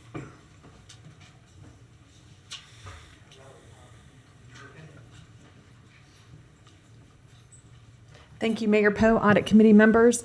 Our last item is the City Auditor Quarterly Update, and I'll focus just on a couple of things that we need to point out. And we also have the Purvis Gray IT Auditor who will weigh in and go over his IT audit testing that happened during the external audit. And he wanted to time the release of his findings in conjunction with the financial statement reports. Then we also have one slide where Enterprise IT team, Walt Banks and his team are here to give you an update on all things Enterprise IT governance, including the mobile device. If you wouldn't mind commenting on that, that would be helpful. Okay. Next slide, please. And next slide, please. We always include the strategic plans focus document just as a reminder to ourselves and all those listening. Our efforts this year are focusing on organizational culture, technology updates, employee vacancies, and the general government financial services. Next slide, please. And next slide. We're requesting that we add 2 audits to the audit plan today. The first one is the City Commission Office Fund Policy Compliance Audit. This policy used to be called the Discretionary Funds Policy. It was renamed with recent changes to the policy, and the City Clerk's Office requested that we do an annual audit of the spend for this fund. So we'll add this to the audit plan at about 200 hours, and we expect we'll do our first review at the end of the year. Keeping in mind that you all define really what public purpose is. The city clerk provided some guidance in the policy about what public purpose is, and we'll just review that the expenditures complied with policy. The next request to add to plan is the Ironwood Golf Course Financial Controls Limited Scope Audit of about 300 hours. This was a management request after we had been talking about some internal controls and some possible problems with payment processes that don't exactly comply with policy. We determined that there's opportunity for internal control improvements, so we will do a review starting in January. Next slide, please.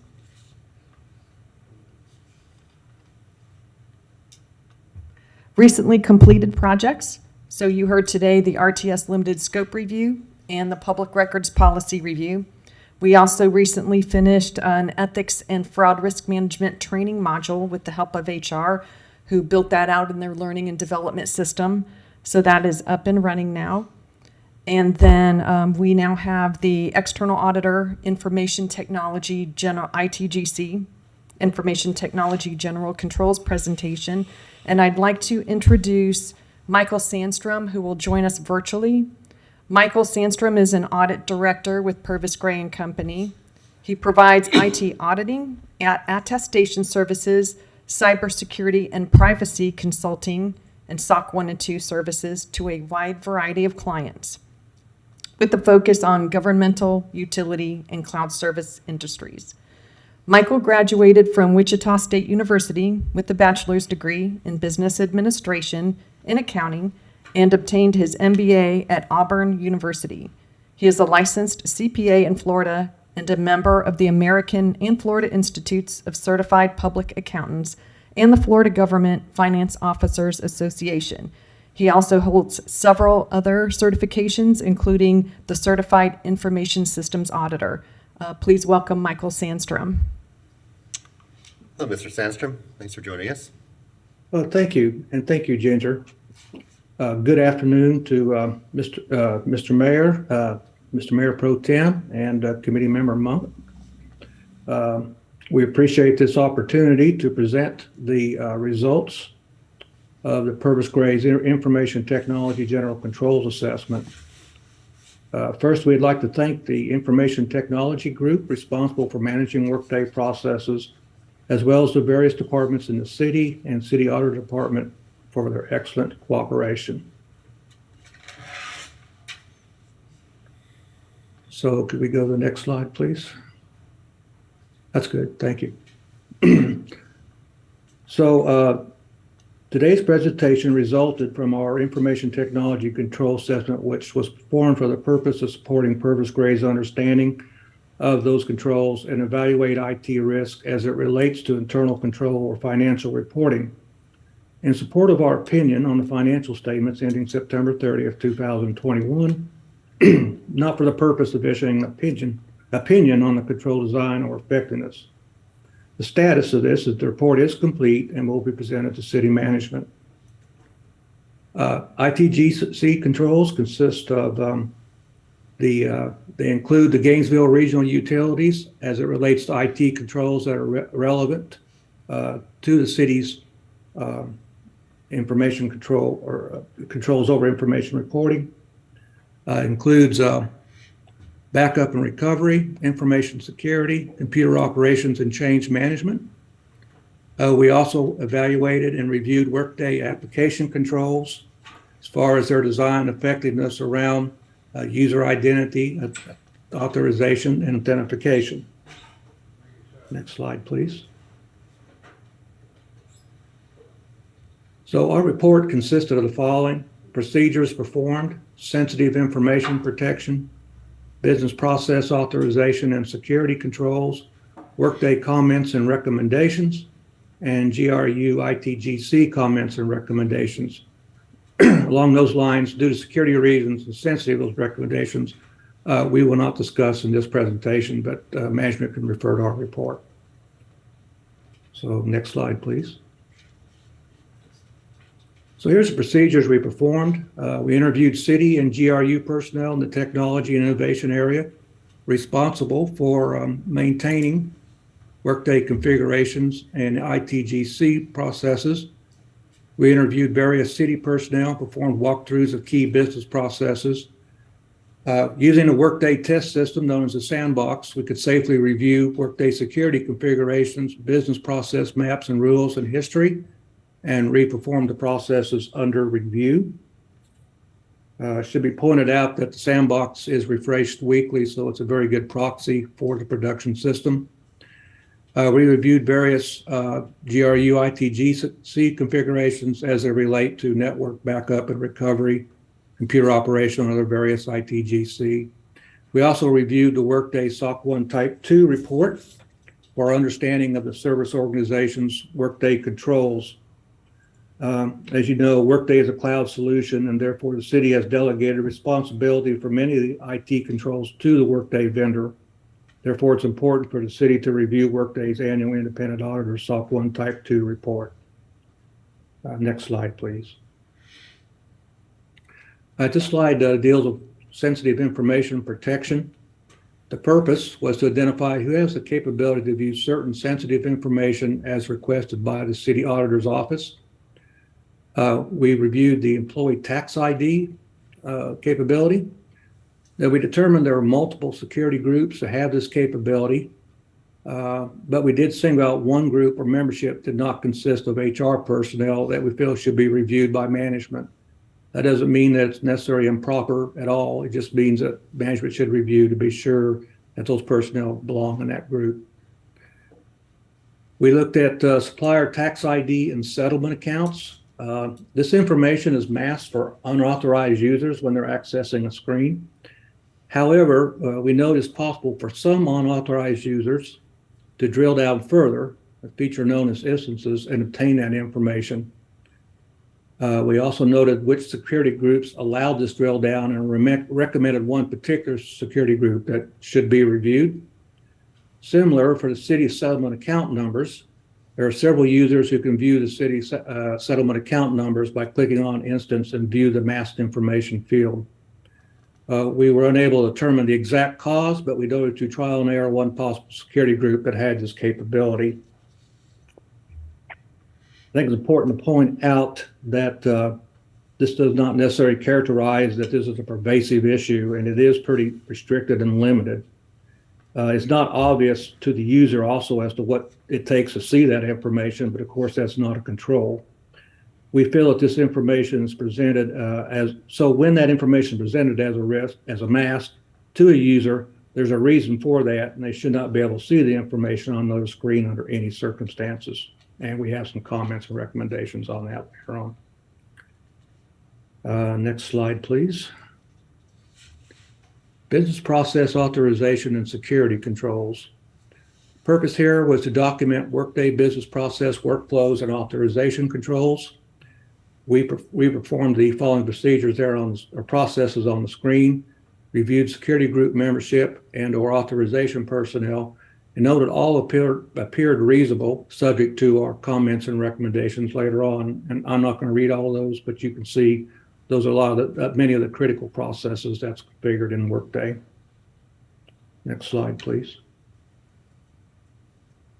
We also looked at some other important Workday security configurations.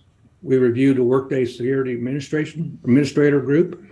Members of this group can administer the various security settings in Workday. The purpose was to verify that members of that group are authorized IT users. We noted all were IT users with one exception, which we address in our comments and recommendations. We also reviewed the Workday password configuration. The purpose is to verify that the password configuration was at least adequate to protect from password cracking.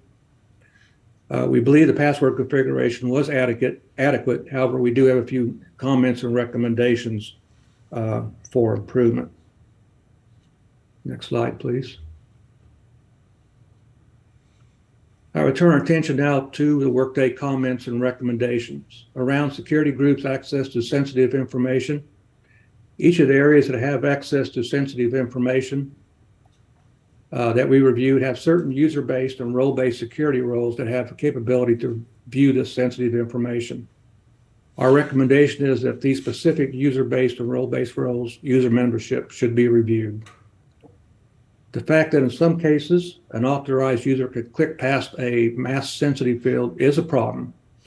We recommend the city should discuss with the vendor and determine if this is a bug that can be fixed.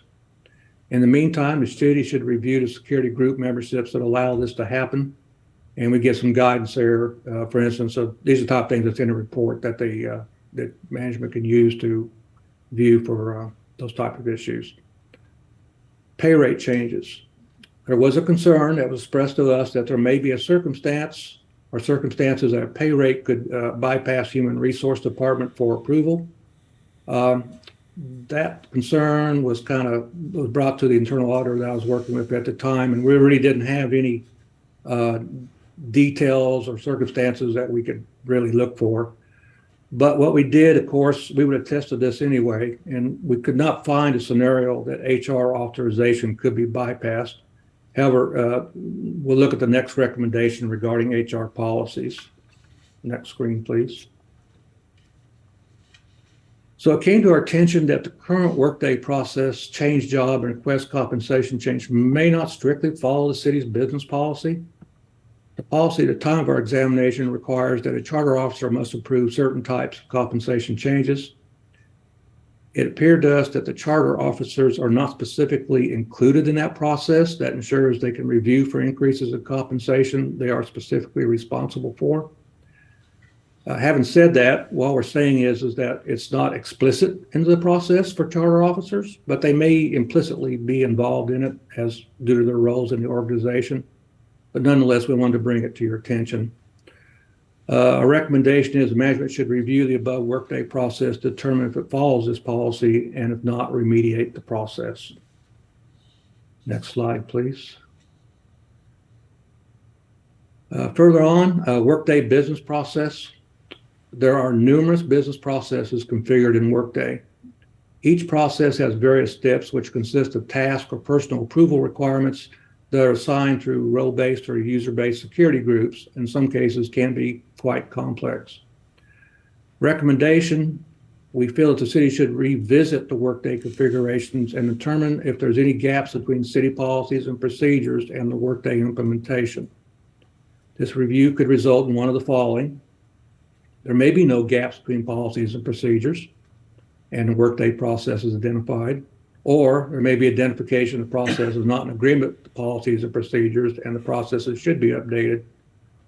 Or there may be no policy or procedure exists that address a process and one needs to be put in place. Our report provides some possible ways the above could be documented so that management can determine the above. Next slide, please.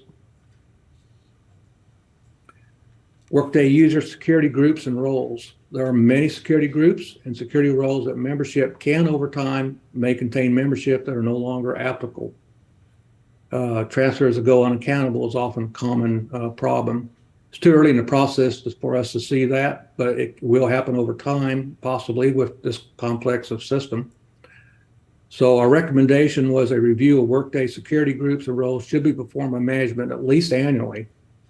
And review should entail the following: identify key security groups and roles and determine what processes or authorizations are applicable, and review each for proper membership based on the member user's job responsibility.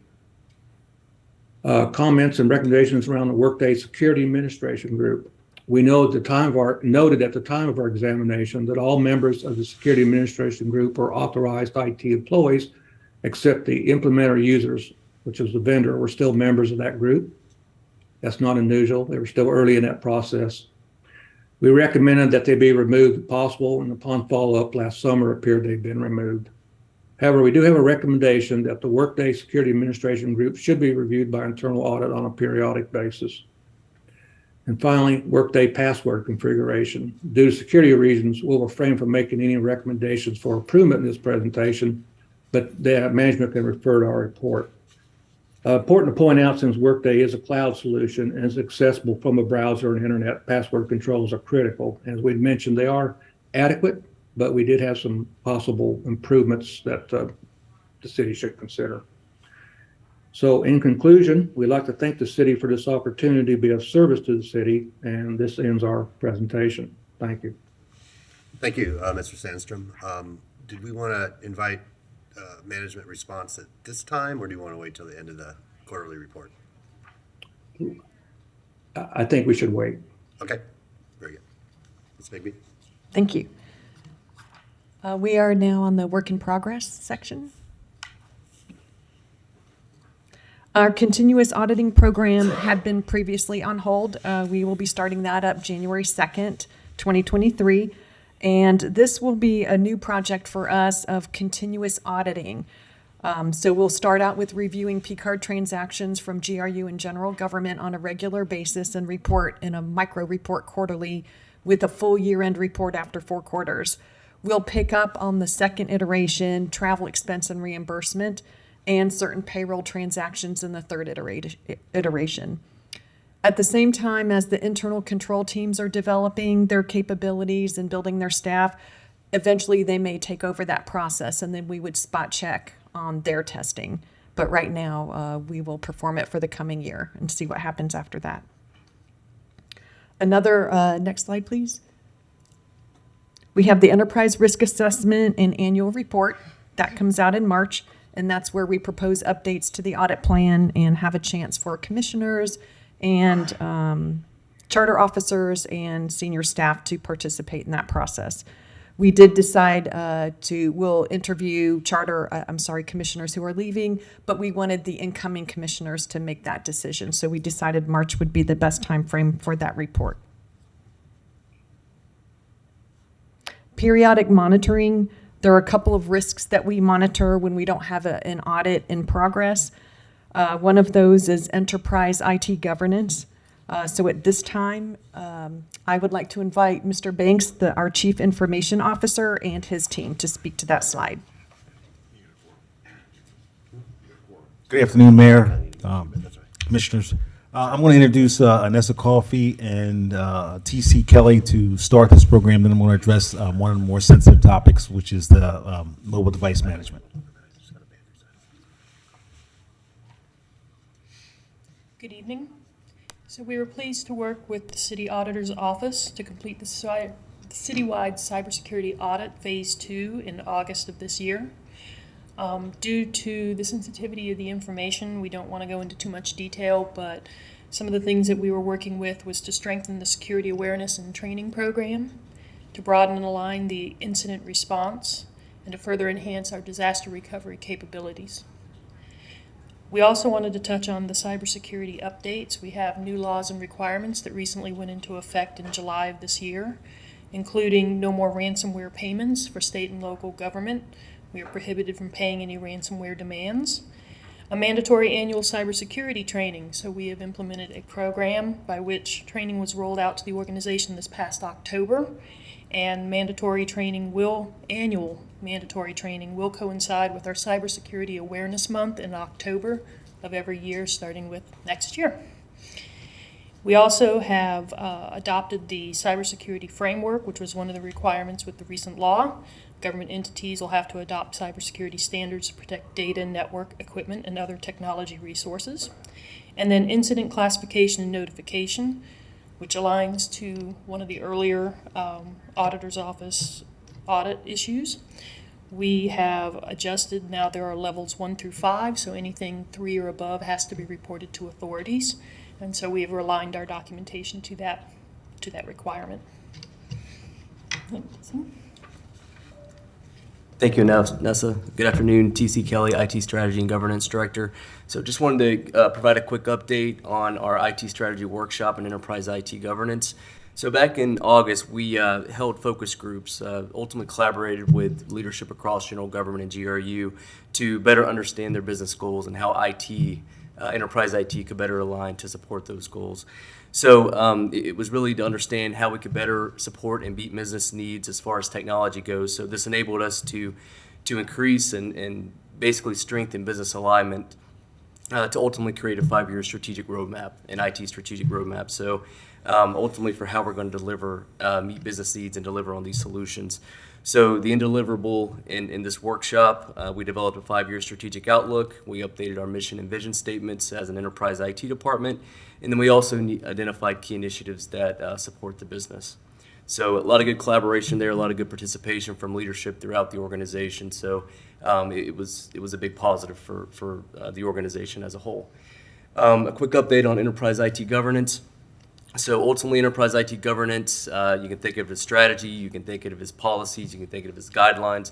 Basically, it's justifiable internal controls for how we use technology here at the City of Gainesville. So we've been meeting with our charter officers doing their organizational needs meetings, and they usually meet monthly, and we try to get on the agenda at least once a month to provide updates on anything that ties back to technology, relates to technology here at the city. So we're trying to involve leadership, the executive team, and have the right people at the right time make the right decisions around how we utilize technology. So we receive guidance, we provide updates, we're giving and receiving direction on new and existing technologies here within the city.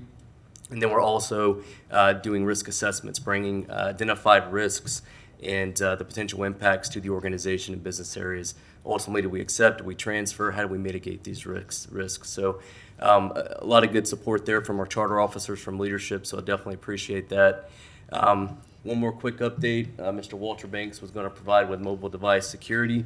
So Walt, if you want to give your update. Thank you. Real quick, mobile device management is a very sensitive subject because for a couple of reasons. Number one, originally our program was very decentralized, and right now we're looking at different software, different hardware to bring that back all together. We've been meeting with the charters regularly, trying to come up with solutions to do that. We're fairly happy about the progress. I want to thank Ms. Curry, Mr. Cunningham for giving us the ability to work together as one city. We call it the One IT Initiative.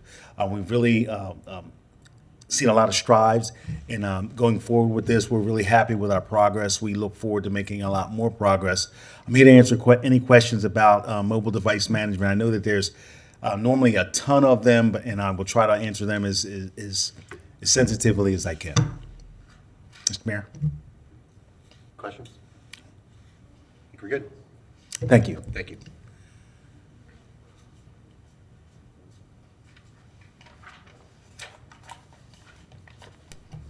Next slide, please.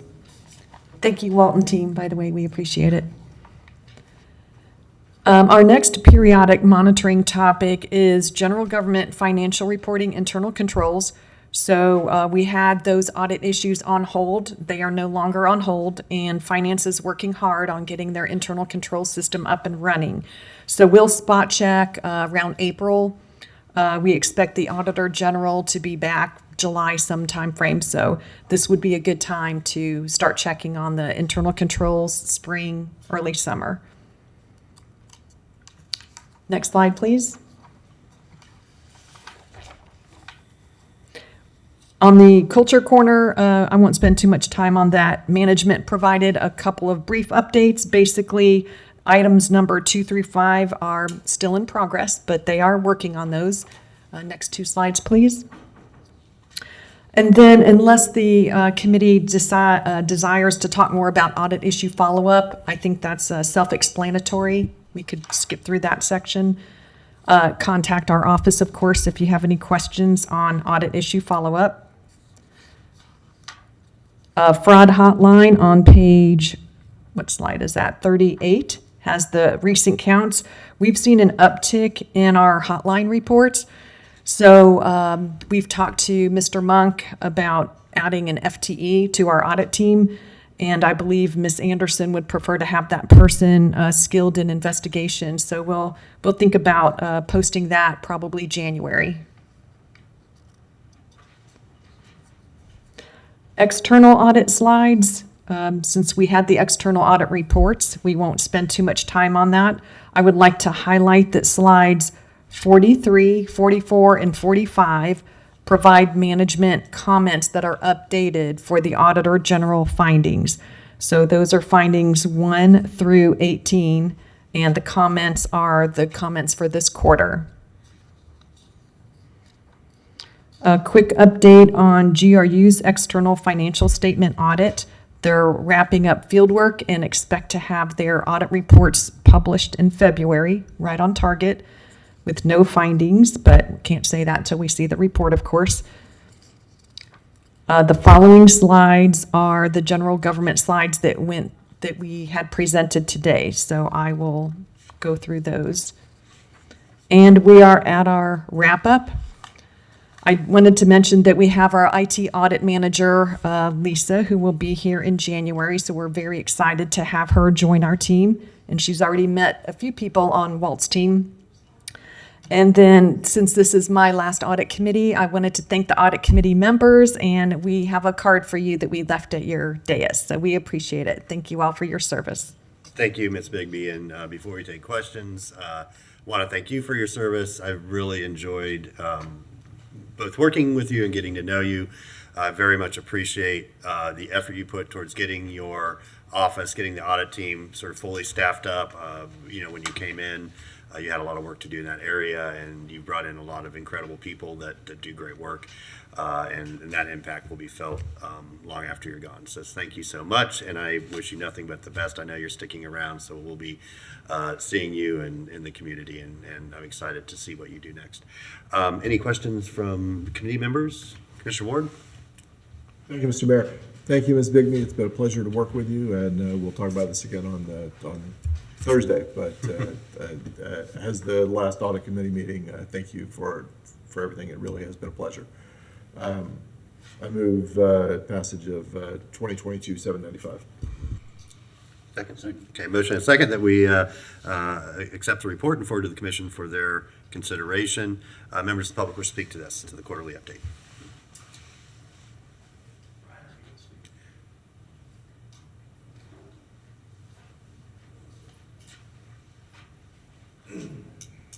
Good afternoon, Mayor Poe. So in the backup information for this item, appreciate Bixby's service. Hate to see her go, but city can't seem to keep staff in light of all the turmoil and dysfunction in city government, including the audit and financial issues. I think there's a lot to look at in the backup for this presentation. I'll keep it short, reserve my other comments for public comment, but of note was the discussion related to the workday. I think there were some good findings there that Purvis Gray found in terms of tightening up internal financial controls or looking at the opportunity to clarify existing policies or procedures or lack thereof. Particularly when it comes to salary adjustments. I think those were worthy of discussion. The next item within that lengthy presentation was deferral of the audit related to city commission travel, slush fund expenditures, whatever you guys do when you fly around billowing carbon emissions, the atmosphere all over the world while lecturing us on climate change. That's very hypocritical, Mayor Poe. You're the textbook example of hypocrisy. But I'm disappointed to see that audit being deferred into 2023. Commissioners seem to have the mentality that they can spend taxpayer money any way they like, and I think it's very disturbing, the sense of entitlement that you guys have. You have a contemptuous disrespect for the public, and I look forward to those audit findings. And the one that I found the most interesting was the audit of P cards, and that still isn't done yet. And we had some other things that said high risk P cards going back to the Brazilian butt lift. I mean, we still haven't done an audit on P card purchasing and reconciling those expenditures, notwithstanding all the fraud, theft, and waste that was identified years ago in city government, parks and recreation, theft of money at the parking garage, theft of money from the RTS buses, misuse of P cards or purchasing. But again, that goes to my central point that you guys want to be very dismissive of, is there's a systemic lack of effective management oversight, and that starts with the commission. Because you guys are too busy virtue signaling about nonsense and traveling all over the world instead of focusing on being good stewards of taxpayer money. You know it, I know it, you guys just make excuses for it. And it's very sad. Thank you. We absolutely have audited P-card use. What you saw in the presentation was a periodic monitoring of that system that will be ongoing. Appreciate you letting me clarify that point. Next speaker on the quarterly update. Okay, back to the commission. All in favor of the motion say aye. Aye. All opposed? That motion passes unanimously. Okay, we're now to public comment, general public comment, if you want to speak to anything that wasn't on our agenda. Yes, thank you, Mayor Poe. I think if we read the narrative, I would respectfully disagree with what you said. There may have been some monitoring done, but that's not what I read. I'll stand corrected if it's not, but I'm pretty sure that's not what is in the backup. With respect to the public comment, and this is directed again towards Mr. Monk, I appreciate your expertise. I appreciate you being the independent member of this audit committee, because the city commission just doesn't listen. They make excuses. So some concerns I have, we just mentioned the GRU audit. I want to bring this forward for your knowledge, Mr. Monk, is it became known to me, and I have to get it through asking pointed questions because it's not transparent, that two systems within the GRU, being the electric system and the gas system, have done intercompany loans to fund GRUCOM, which is effectively insolvent. The county is asked to buy GRUCOM. By all means, you guys have to have a referendum vote, but you guys ought to exit a business that is financially insolvent. But there's intercompany loans to the tune of $6 million of cross-subsidization from electric customers and gas customers to fund an insolvent segment of the utility system, which is discriminatory rate making. It's a cross-subsidy, and it's worthy of PSC review. So you guys move money around, you kite money around, the general fund allocation on a year-to-year basis has violent swings of $6, $7, $8 million at times between one system and another, but to add insult to injury, now you have intercompany loans that we're not talking about to shore up GRUCOM, which results in higher electric rates, higher gas rates for people that can't afford their GRU bills. But this goes to my point, Mayor Poe. Lack of effective management oversight. You'd be addressing this if you had some common sense and didn't spend your time virtue signaling.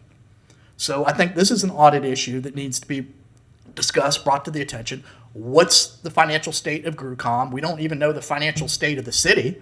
Still trying to figure that out. That's going to go on for a couple of years in terms of restatements and looking at things. But GRU, you have about, subject to check, last time I looked, 14% equity left on the balance sheet of a utility that was once Florida's flagship municipal utility.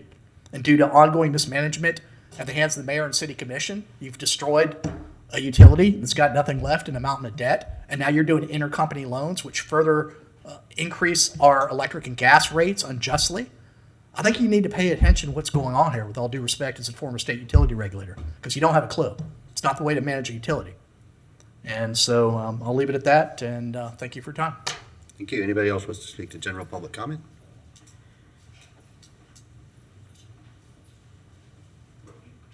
Good afternoon, Tamara Robbins. So before I came over to this meeting, I was over at the BOCC meeting for their regular commission meeting, and one of the items that was on their agenda was the trunk radio system update that apparently they've been working on trying to figure out how to deal with the emergency communication system, the trunk radio system, with you guys. And it's been getting kicked down the road for like 2 years.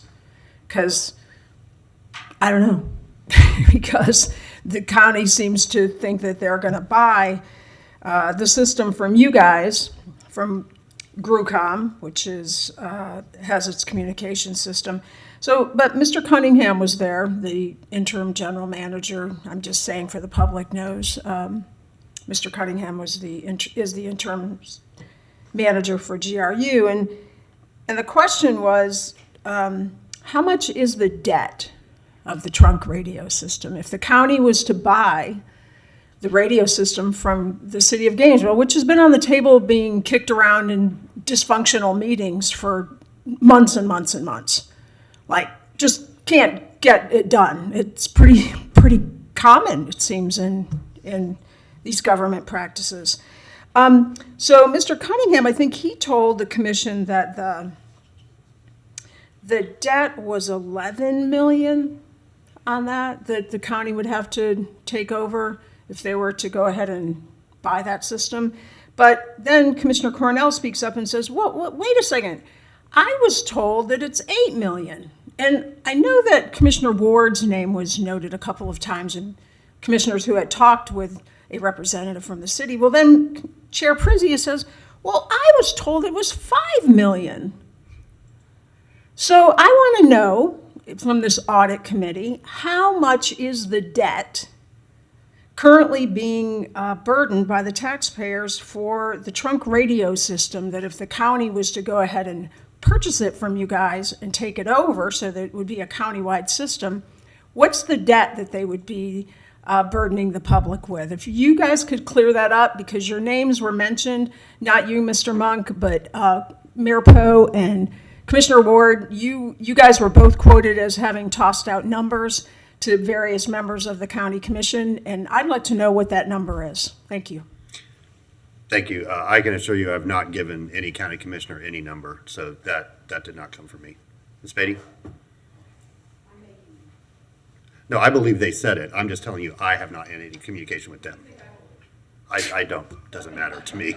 I'm just telling you what I know. Ms. Beatty, go ahead. Yeah, Joe Beatty again. Yeah, I was listening to that at home, and I want to tell you that aside from the stunning revelation that Mr. Cunningham made, is he'd have to get with the chief financial officer to nail down that number, and that was pretty stunning. But also very concerning is the fact that, as was just referenced, Mr. Ward's name, which several people said they had spoken to him as mayor-elect. And I want to remind you that per our charter, the mayor position is not a strong mayor. It's just, there are just certain defined duties. And going around and negotiating and talking up your projects and trying to lay the groundwork and controlling things is not one of them. I know that you, Mr. Poe, have really taken on more than really was meant to be the role of the mayor. I know that everybody knows that you're wanting to increase the salaries of the commissioners, make this really a job, a full-time profession, one that you're going to get.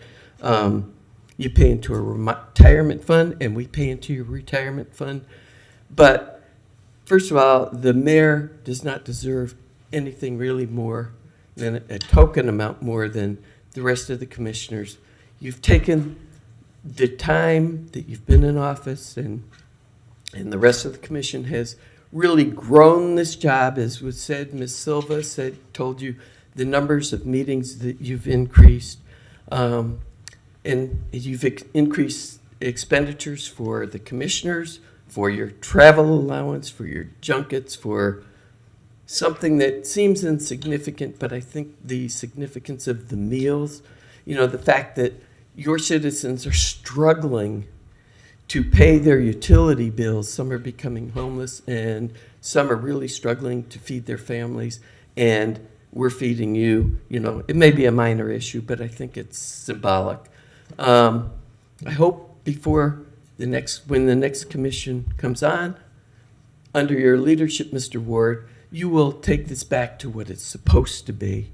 I hope you will vote no tomorrow on this crazy idea of you think you're worth a whole lot more than you are. These are supposed to be part-time policy-making jobs that civil service, not jobs, that you have made fill up a lot of time taking on making yourselves self-important. And I really hope that you do a lot of soul searching, and I hope you all vote no tomorrow because we can't afford it. You're taking the city down the tubes. Thank you, Ms. Beatty.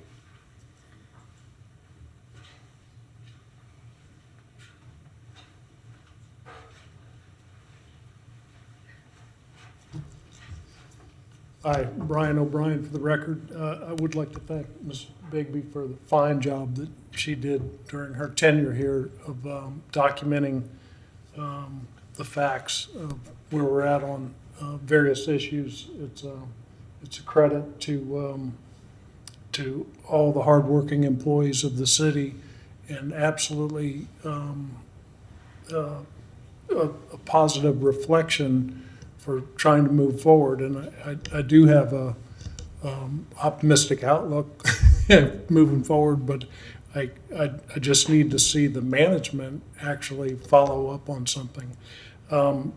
We've been told that the 2020 CAFR financial statements will also be restated.